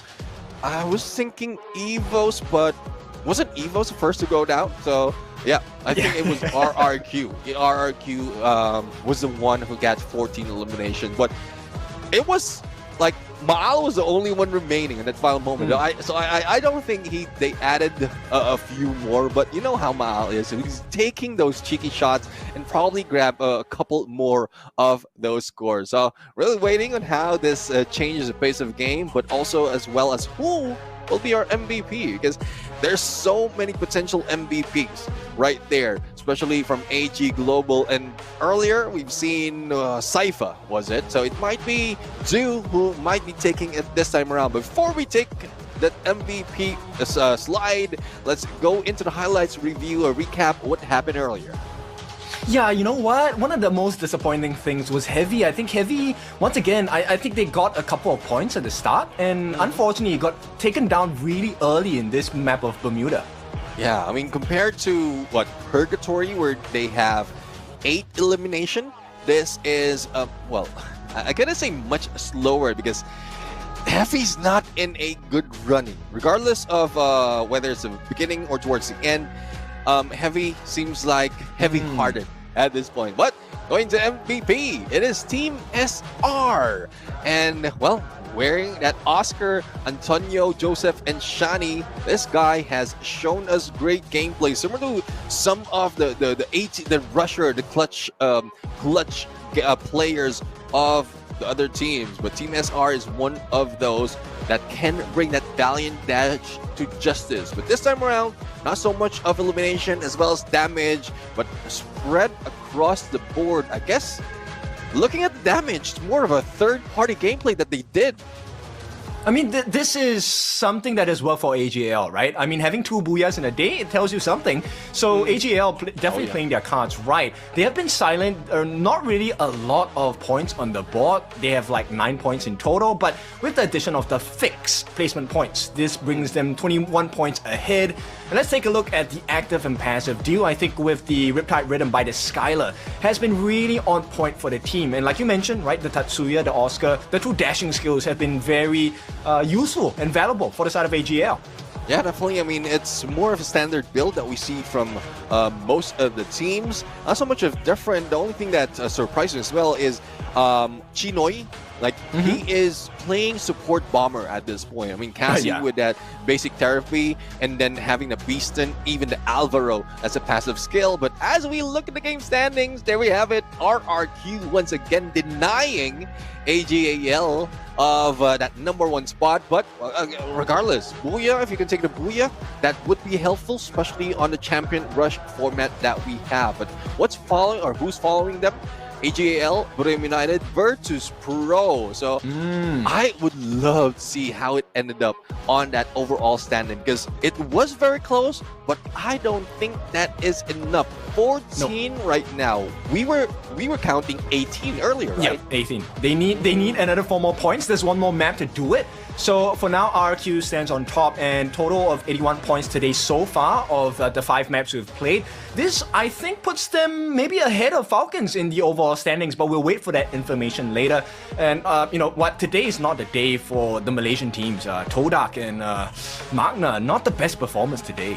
Yeah, it's not showing right now compared to what we've seen day #1 of this week. Todak has led the team, but it's not...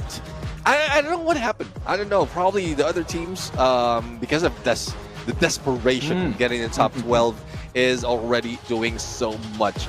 Now, this is what you were asking for, RQ. Yes, they are in the lead of Team Falcons, but going into the bottom, Virtus Pro will still need 4 points, but if they can do it once again, at least survive much longer, they will be able to end it on the top 12. And it would be very unfortunate for Team Flash, because there's nothing that they can do about it. True. VP is the only Thailand team that has not made it into the top 12 after 2 weeks. So I think all Thailand fans are kind of cheering them on. VP, make it count, make it work. This last map needs to be the best performance of your lifetime. Now, with that being said, let's take a look at Onyx as well. 192. So about 22 points away, also doable for them. They can maybe try and put down Flash another foot down, but then they'll have to make sure they, take over VP. Let's see though, I mean, who's taking over who, but looking at that leaderboard, and you did mention about Virtus Pro not being part of the top 12. From the past, it was Pharaoh, previously CRM. Now, it looks like with the change of name or change of organization that's handling them, the change of brand is helping them or motivating them right now on performing quite well. And we've seen that even before they are Pharaoh. So I'm loving this side of Pharaoh right now. And let's see if they would bring more onto the next match, or the next match as well as into the next week of battle. Because AG Global, I know if they reach that 80 point on the Champion Rush, or when they get there, then I think they are well used to grabbing Booyah, that they might be our next champion. True, they truly have found the formula of being silent yet deadly, right? And I think this is really scary for all the other teams playing right now, regardless of whether you're from Group A, B, or C. And of course, for our last map of the day, we're heading into Solara, with BTR being the #1 team, Falcons and Buriram following 2nd and 3rd. But Falcons and BTR will not be playing today, which means Buriram, they will be at the best position. What other teams would you put on Solara? Hell, on Solara right now, we know that apart from Buriram, we also have Todak and Esports, followed by, and there's one thing, Esports, WAG, and Heavy, like head-to-head. I know I'm extending the list right now, but it just surprised me that 3 teams from Vietnam is being part of the top 5 in this group for Solara. Okay, so this might be a Vietnamese map based on the stats itself, but we'll see, because Thailand needs to step up. They need that final Thai team to come in, join the party in the top 12 of the overall standings for the table. And I'm pretty sure everyone else on the table is like, no way, Jose, we want to change it up. Well, let's see though. Let's see if they have anything to spare in this battle. This is the final match that we are looking at right now. And, well, despite the Burim United team, the top of the board, we've seen a few of their weaknesses right now. So if, well, the only question is if the Cruz is finding his groove, is getting back to his old ways, then this will be a much more deadlier Burim United.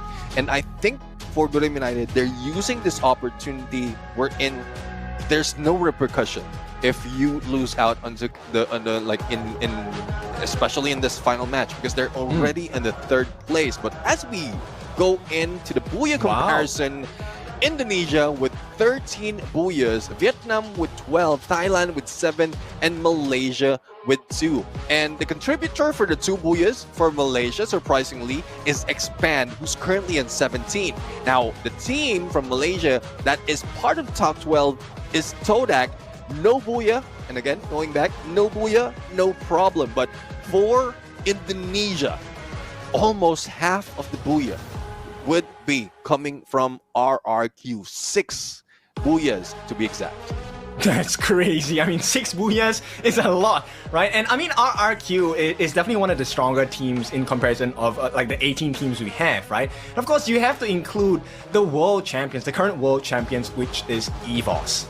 Yeah, let's see though. Let's see if this is something they can do. And another thing that we are looking at, especially by the end of this day, is the top 8 who will be heading into Clash Squad. So that's another race, because it gives more chances for a team to get even more. That's a different set of prize pool compared to what we've seen earlier. So hopefully that serves as a motivation for the team, but not for those who are in the party a little too late. That's one thing for AGAL. They also want to be part of that group, because at some point we still have Group A and B, and who do they need to take out to be part of the top 8? It's GOW, who, surprise, surprise, only 2 points behind, and nothing can be done by GOW. So I guess that is the storyline that we're going to go with before we go into Solara, the newest addition to our map pool right here. Yep, so with the least amount of experience on this map, Solara is a new map altogether for all these teams, but they're very experienced, of course, in the game of Free Fire. Now, success comes in abundance. So let's see, AGAL, can they do this a 3rd time and get a 3rd Booyah of the day? Oh, let's see though. I mean, that would be amazing if they can do it 3 times, because most that we've seen is from the top Booyah takers, which is Burim United. That is 2 per day. First was on a day 1, second was on day 3, and well, they might still be able to continue that on later. But for Pharaoh, again, a team that has been turning things around for the squad, for the brand. They are heading in quite far from the rest of the teams. But for AG Global, they might be beating up with Todak. That can increase the odds of them getting a few more points. But let's see who's going to survive. Look, if Todak gets the win in this skirmish, it's not going to be good for AGAL. Let's see though. No. There goes Team SR being taken down. Chinoy tries to go for the shot, but doesn't make it. And well, this is a prompt for them to pull away, or at least one player, and Sypha would be that one player using slide rails to get away from that compound, but might be meeting a few of that Pharaoh team. But for Boone James, back 7 in hand, Putra will be taken down, and this in Echo Drain is looking like a Clash Squad, a preview of what we're going to see next week. Yeah, Nameless gonna save Boon James at this point. There is a little bit of damage more. Boon James and Nameless, the 2 of them are taken down as well. Exposy and Diamond, they have to come with the backup. Now, they do get rid of the threat, and this will force Onyx to move away. The sole remaining member here, as Adam is the next one to be taken down. Yeah, there goes Adam being covered, being revived, and Zyru, well, VP saying sorry to Zyru at that point. And let's see on what else will be done against Virtus Pro, because it seems like with this chase on that 12th spot, Virtus Pro is looking prime. They don't look like the team that we've seen last week, and quite surprisingly, I'm almost questioning if they can do this in week 2 or in other weeks. Why are not they doing it in the first few days of the knockout stage? Because you have to stretch, man. I mean, if you want to go for exercise, you need to make sure you stretch, warmed up, and I think they might not be warmed up, but WAG as well, caught off guard as LBT, another nice shot coming in. Lauho gets a knockdown at the X-Bar as well. WAG not the best position, but it's not the worst. And in the meantime, Onyx, oh no, they are taken out. Well, it is Onyx Olympus being taken out, and unfortunately, no points for them in this game. But, well, it's no different from what we've seen before. We know that they can turn things around when it comes to the next phase. But for Pharaoh, let's see if Heavy will give a decent response, but boy, will be taken down. And Dawn right now for the flank against Don't Cry. Don't Cry spotted, AC-80, and there goes a quick hit. Not even a scope. And Don't Cry on his knees. Double kill. Okay, so the big question here is where's this last member of Heavy, right? If they get rid of Heavy now, this is another pain point. I mean, they have not had the best performances in the last few maps as well. So this is Pharaoh in their best form so far. They have a total of 3 points. Let's see though. Let's see if this is something that they can change. Heavy goes for a full revival, and this is what we love, the fighting spirit from Team Heavy. But RRQ right now going in for long flank. There's plenty of time to spare. They don't have that second phase in a troublesome position. But speaking of troublesome position, it's Magna who is in trouble going against the Booyah Takers for 2 consecutive matches, and I don't think they will be slowing down. That's right. This is not a position that Magna wants to be in. A couple of nice shots coming in. Quite a few bit of damage. As Dew, the main sniper of the team, you know you can trust him to land those shots. Let's see though. I mean, Dew is becoming a threat right now, but he does need some backup. And here comes backup. But no, I think the opponent's already out, and Magna Esports pulls away just in time before the rest of the teams manage to regroup. Looking in the standings, well, only one team has been eliminated, but Todak is leading the numbers in this Solara map, and followed by Pharaoh as well as Virtus Pro. But we're already heading into the next phase of a circle. Now, in a bit, we're going to see where everyone will be ending up. Yeah, so there's a couple of different things that need to be done. So Todak definitely needs to farm more eliminations. They need more points to secure their top 12 position. VP, on the other hand, as we mentioned, they're 4 points away. So they need one more elim to be able to make sure that they're in the top 12 in terms of overall standings. Let's see, though, if they can maintain that top 12. It's becoming a slow pace. Not quite sure if it's just the pressure or... Because for those on the top of the leaderboard, there's not so much of pressure. They can just go and rush in. But we keep saying as well that this first 2 weeks of the knockout stage provides as a practice for some, especially for Borem United, who have the crews, who really need to jive well with the rotation of the team. But for Todak right now, they are leading in terms of elimination, and they have another target in front of them. It's Magna Esports. So Malaysia against Malaysia, and let's see who's going to win again. Okay, Civil War comes in. Videls, he's gonna try and go in. Will be taken down as Iive with the 1887, the shotgun to the face. Videls will be the first one down in this skirmish itself as they finish up that point. Now, Noki as well, the second to fall, and somehow Todak are faltering against Magna. Well, I guess because Magna Esports is coming from the same region, they know how to deal with Todak. Now, revive has been done, and Raymil managed to take down the Faiz. Now, Traps right now, or Getfu rather, will be taken down by Traps, and the Drogon gameplay still working for them. Raymil, perfect on the timing for the glue wall, and there goes Jans from the side. Even I didn't see him coming. Yep, so Magna, these are very valuable points, and this means Todak, they need to res and drop somewhere else. They can't afford any more losses. In the meantime, Buriram, they have vision on the side of PE Sports. If they can get rid of them now, it's going to help them in the table. VP lands that mark onto Tiqui. They want to know where this boy is. Let's see though. And well, speaking of knowing, Borem United has known where PE Sports is because of that marker, because of the hit list that has been put on them. But this tent is so strong that even those nades cannot go through. Now let's see if the FGL can help them as well. And this pushes the crews in Wasana onto the other side. So, well, it's working. Good defense coming from PE Sports. But Jonah Juice, Almost. but no score. It was a little bit of damage onto the 3 players of PE Sports, but I am loving defense coming from PE right now. But they have a grenade launcher coming in from the side of Buriram. They can make this hurt for the side of PE Sports. Wasana just landing a couple of warning shots as they look for that opening. They dive in. Wasana, he leads the charge. Can they do it against PE Sports? And it looks like they will. Instant cleanup, you said. 10 seconds? They don't even need 2. And one thing I would say is good enough for PE Sports. They have this Steffi, because otherwise they have been taken down. They could have been taken down by Jonah quite early. But this is what I'm talking about. The moment that they go in for a rush, 1 takedown, and it doesn't need 2 seconds until the cleanup. Well, let's see though if that can be repeated once again. Classic Buriram United. I love seeing that. Wasana here gets a couple of licks in from the opponents, will be forced to back away because of the FGL. Wasana so far, he made a successful lead on the charge for Buriram. Can he do it again? Let's see though. Let's see if Evo's Divine can defend themselves. So far, everyone from Buriram United is stacked in either on the 2-player. But Wasana right now on the 2nd floor, missing out on those shots.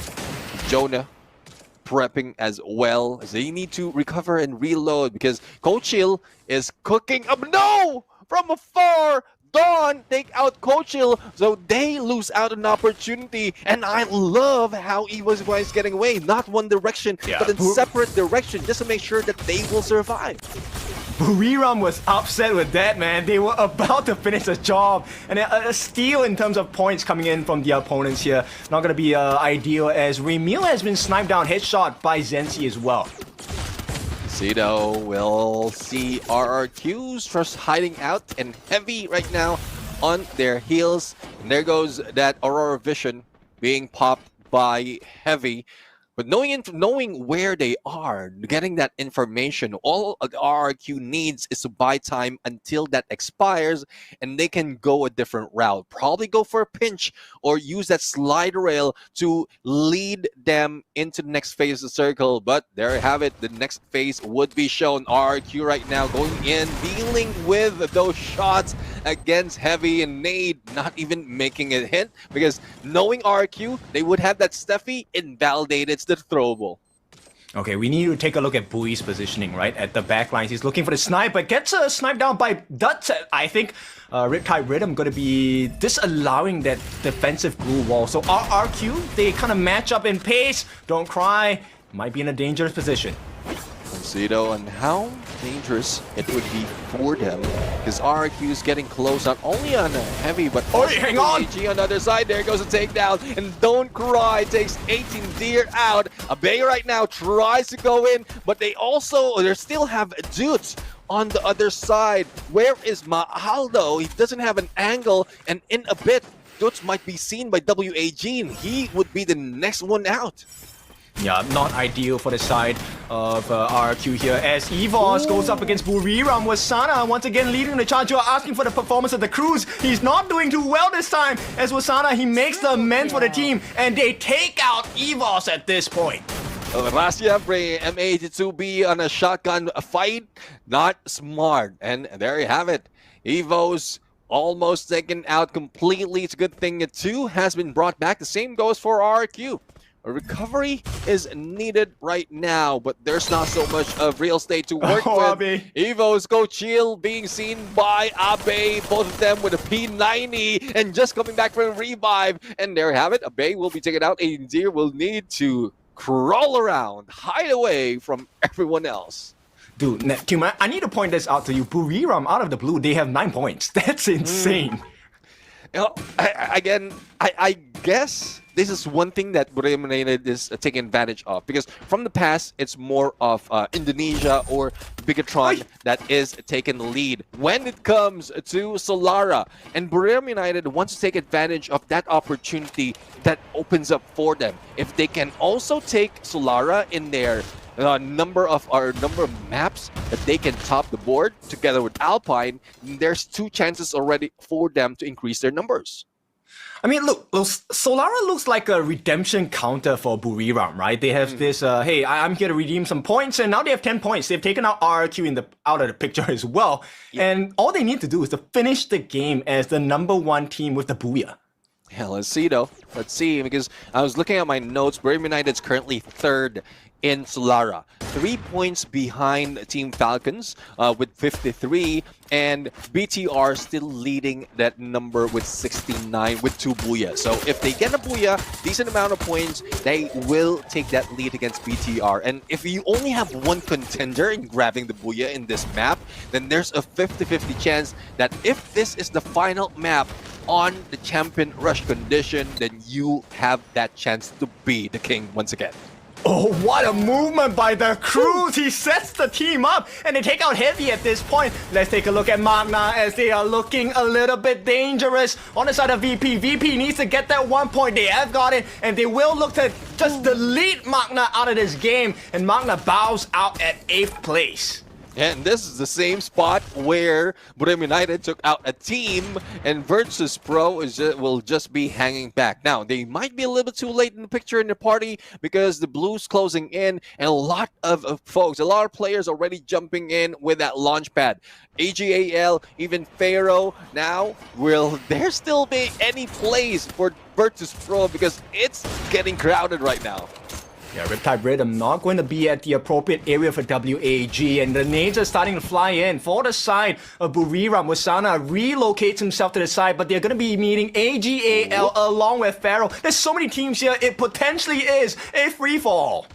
See though, WAG, a good chance that they can go for a flank against Buriram United and take over a distance, or take a distance from the remaining team. But they will need to deal with BRU first, who's leading the pack in terms of elimination. For AGAL as well as Todak right now, they're just putting so much pressure on Virtus Pro, and it's just elimination overall from all across the board. Evo Zivine already out. AG Global, despite of losing Chinoy, still a good chance to grab another Booyah. But the tough contender in this fight would be Buriram United.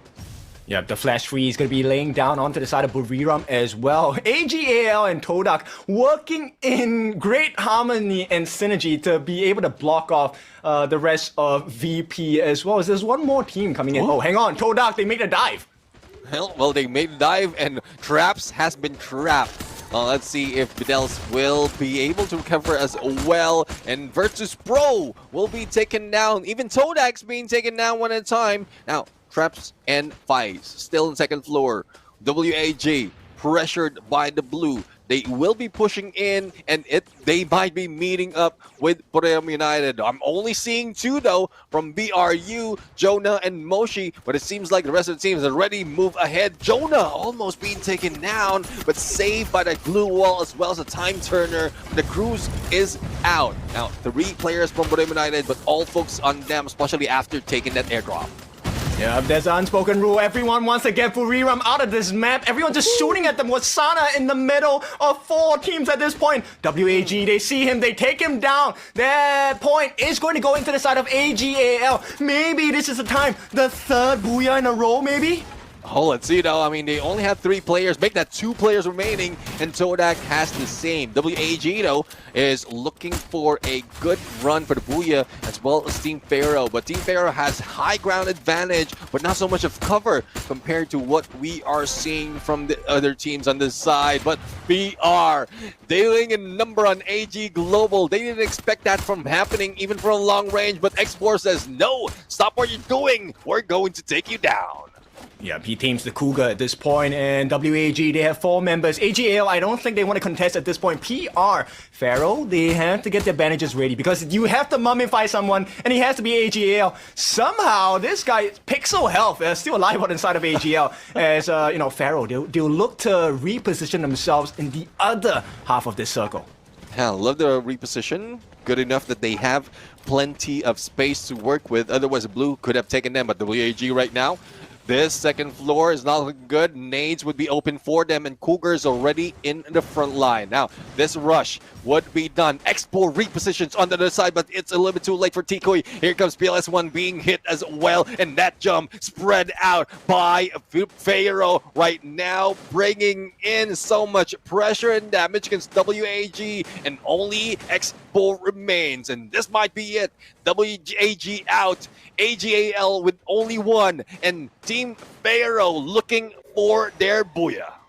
It's a 4-on-1 Expo. He should not survive this. He can't survive this. And the 1v1 still happens. It's a team wipeout. And AGAL, the last remaining member, who is it? It's Team SR, the previous MVP. I don't know how he's going to do it, but this is going to be a miracle if he does it, because it's a 99% win rate for Pharaohs. There's no way they can mess this up, right? Oh yeah, I mean, it's no way, in spite of Team SR, who has clutch potential, 4 players would be a little bit more tougher for him to deal with. But look at Team SR, the way he gets away, the way he slips away from the clutches of PR, delaying the inevitable, but jump might be going down. Team SR right now being chased by everyone, but finally, the final bullet, and Pharaoh rise from the tomb and grab their second booyah for the knockout stage. Well done to the Pharaohs from Thailand. They have mummified everyone else, and this time it is the pyramid that is built on top of the other 11 teams. So wonderful performance. AGL will give you a short little shout out because Team SR, he lasted longer than most people. Yeah, definitely. I mean, I mentioned that earlier. When he was MVP, he's just this slick guy, and literally slick. You get a hold of him, he gets away. And with the help of slide rail as well, it's just going back and forth. If it wasn't for the blue, he could have survived or even taken out 2, but got all 4. It's tough, really, even for Team SR to go for a clutch, but I would love to see that one day. True. I mean, he could have made it a 1v1v1v1 4 times in a row and won that outright. But that miracle will not happen, and we will see this Pharaoh Booyah. This is the first one I've seen out of all the different broadcasts, so this is a big marker of success for them. Yeah, definitely. I mean, 2 booyahs overall, and in terms of elimination, they are tied with WAG. To be honest, like, I think they're very close in the numbers, and I'm loving this side of Pharaoh. I know their aggressiveness. I know that at some point from the past, they're losing out if they are playing survivability, but not this time around. This is what the Pharaoh, I guess it's more of the reincarnation of the team themselves, switching over to a team name like Pharaoh, and now it seems like they're immortals. Yeah, that's true. I mean, one of the strengths that they showed this time that really didn't show up that much across all the other maps was the fact that they recognized the movement of the circle, right? So the reading of the circle was much better from Pharaohs this time, which enabled them to be in a much better elevated position, taking the free shots as well. And unfortunately for WAG, it was their downfall. Yeah, I mean, they're being shot at a lot of angles. Like, they were dealing with Brim United, and then Pharaoh just took advantage of that. Even Todak and AGAL was also targeting them because they're on just one corner that would be taken by the blue in a couple of seconds or in a few seconds. So they were stuck, nowhere to go, and WAG just had to run it, try to play with it. But, well, it's Team Pharaoh who took advantage, and you did mention about how they play that zone.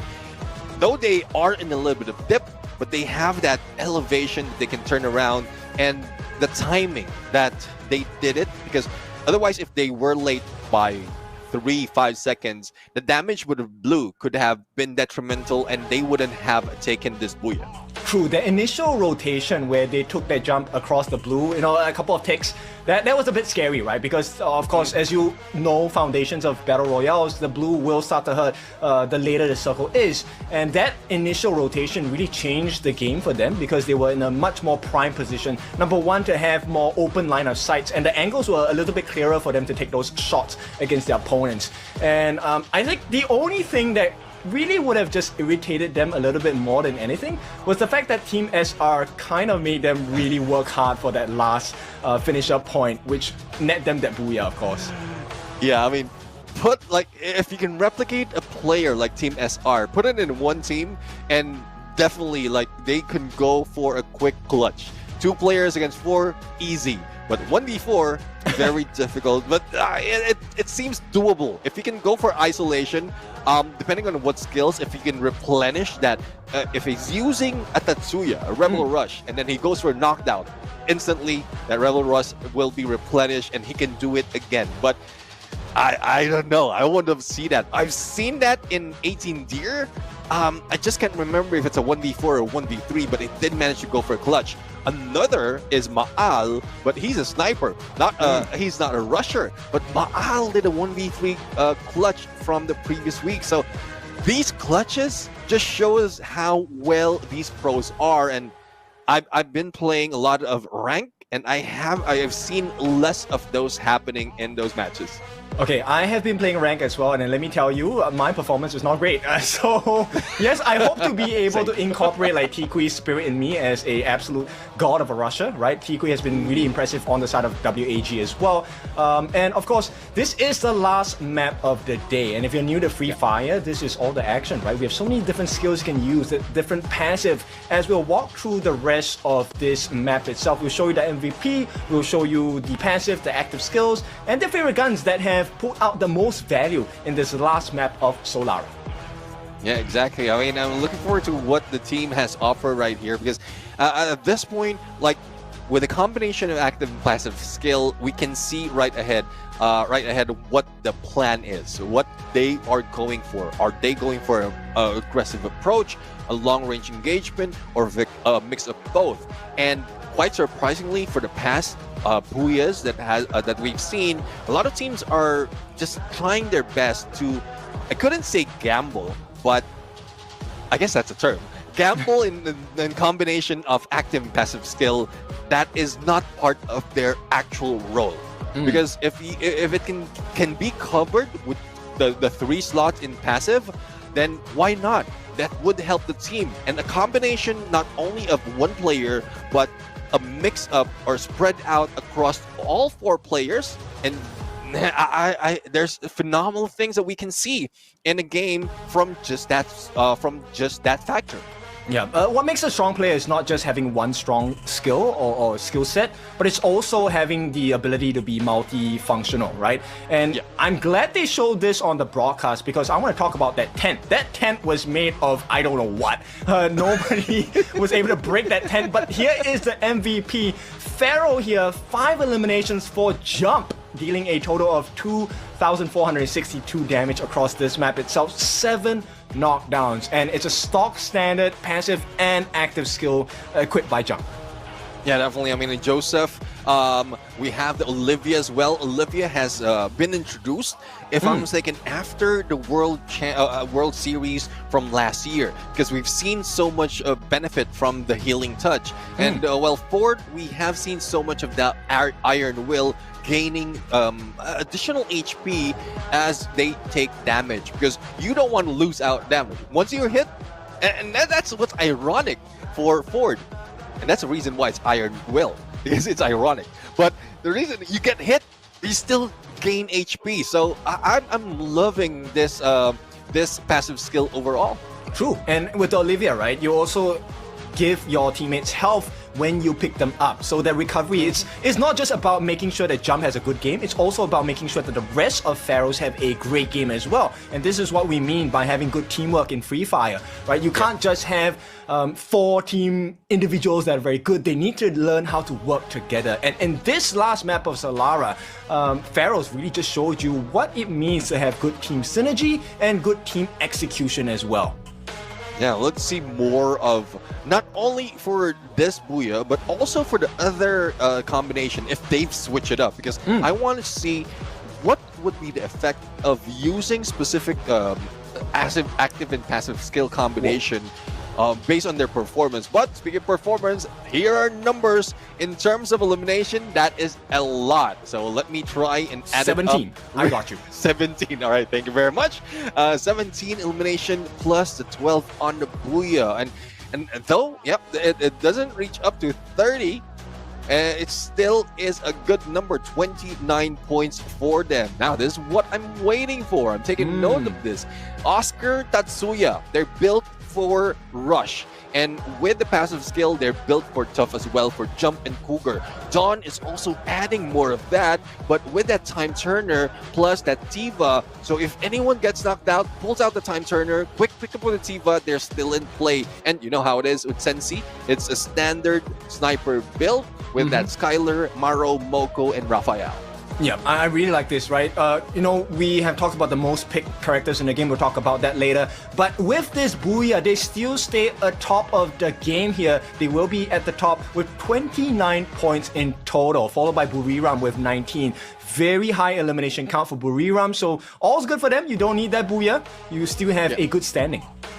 Yeah, exactly. I mean, good standing indeed, and we're going to see that in a bit. Who's going to be the first set of teams that we're going to see next week when we head into the next phase of the knockout stage? So the top 12 will be the ones being part of the day number 1, and there we have it, the overall standing. So, well, there you have it. VP is on the 12th place. Unfortunate for Team Flash, even Heavy was able to recover that quickly but ran short in terms of points. And there's one thing, BTR, despite of them not playing, they are still part of it. So like, lucky them, good enough on them that VP didn't get that much point to push them down. True, but now we have the final 12, right? So all the Thai teams are inside, and a good majority of the Indonesian squads are in as well. Unfortunately for the Malaysian region, they will be solely represented by Todak in this first round of week number 3. Ooh, wow. Team of the day would be WAG, though it seems lower in terms of numbers, similar to what we've seen Todak from day number 4 or the first day of this week. But I'm loving that they were able to push themselves up in the number 1 spot.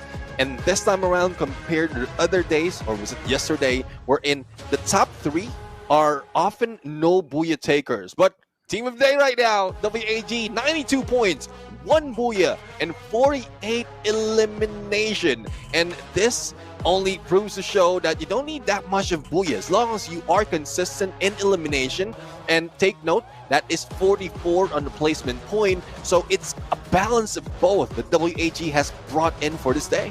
True, and the rewards is cold hard cash, baby. That is $250 for the team of WAG. And I'm so happy that, in our predictions earlier today, we actually have one of each our predictions making it to the top 3. Let's take a look at the best predator though. WAG T-Kui, the best rusher in the game according to the comments, and based on performance in the game, 13,697 points with 18 eliminations. Yeah, Toots side to side with Brim United Jonah, the Grenaders, the Bombers of the teams, I would say, on 2nd and 3rd, and Export as well as Diamond right there on the 4th and 5th. And I'm really excited on how's this going to turn up right now, because we just ended 2 weeks of the knockout stage, and we now have to see who's going in onto the next battle, onto the next phase, and how it's going to turn out. But in a bit, we're going to have an interview as well, and I'm looking forward to who will be interviewed, because I want to also, apart from looking at their stats, I want to get into their minds and hear what the answers are. So let's bring it over to our interviewers as well as the team to hear what they have to say.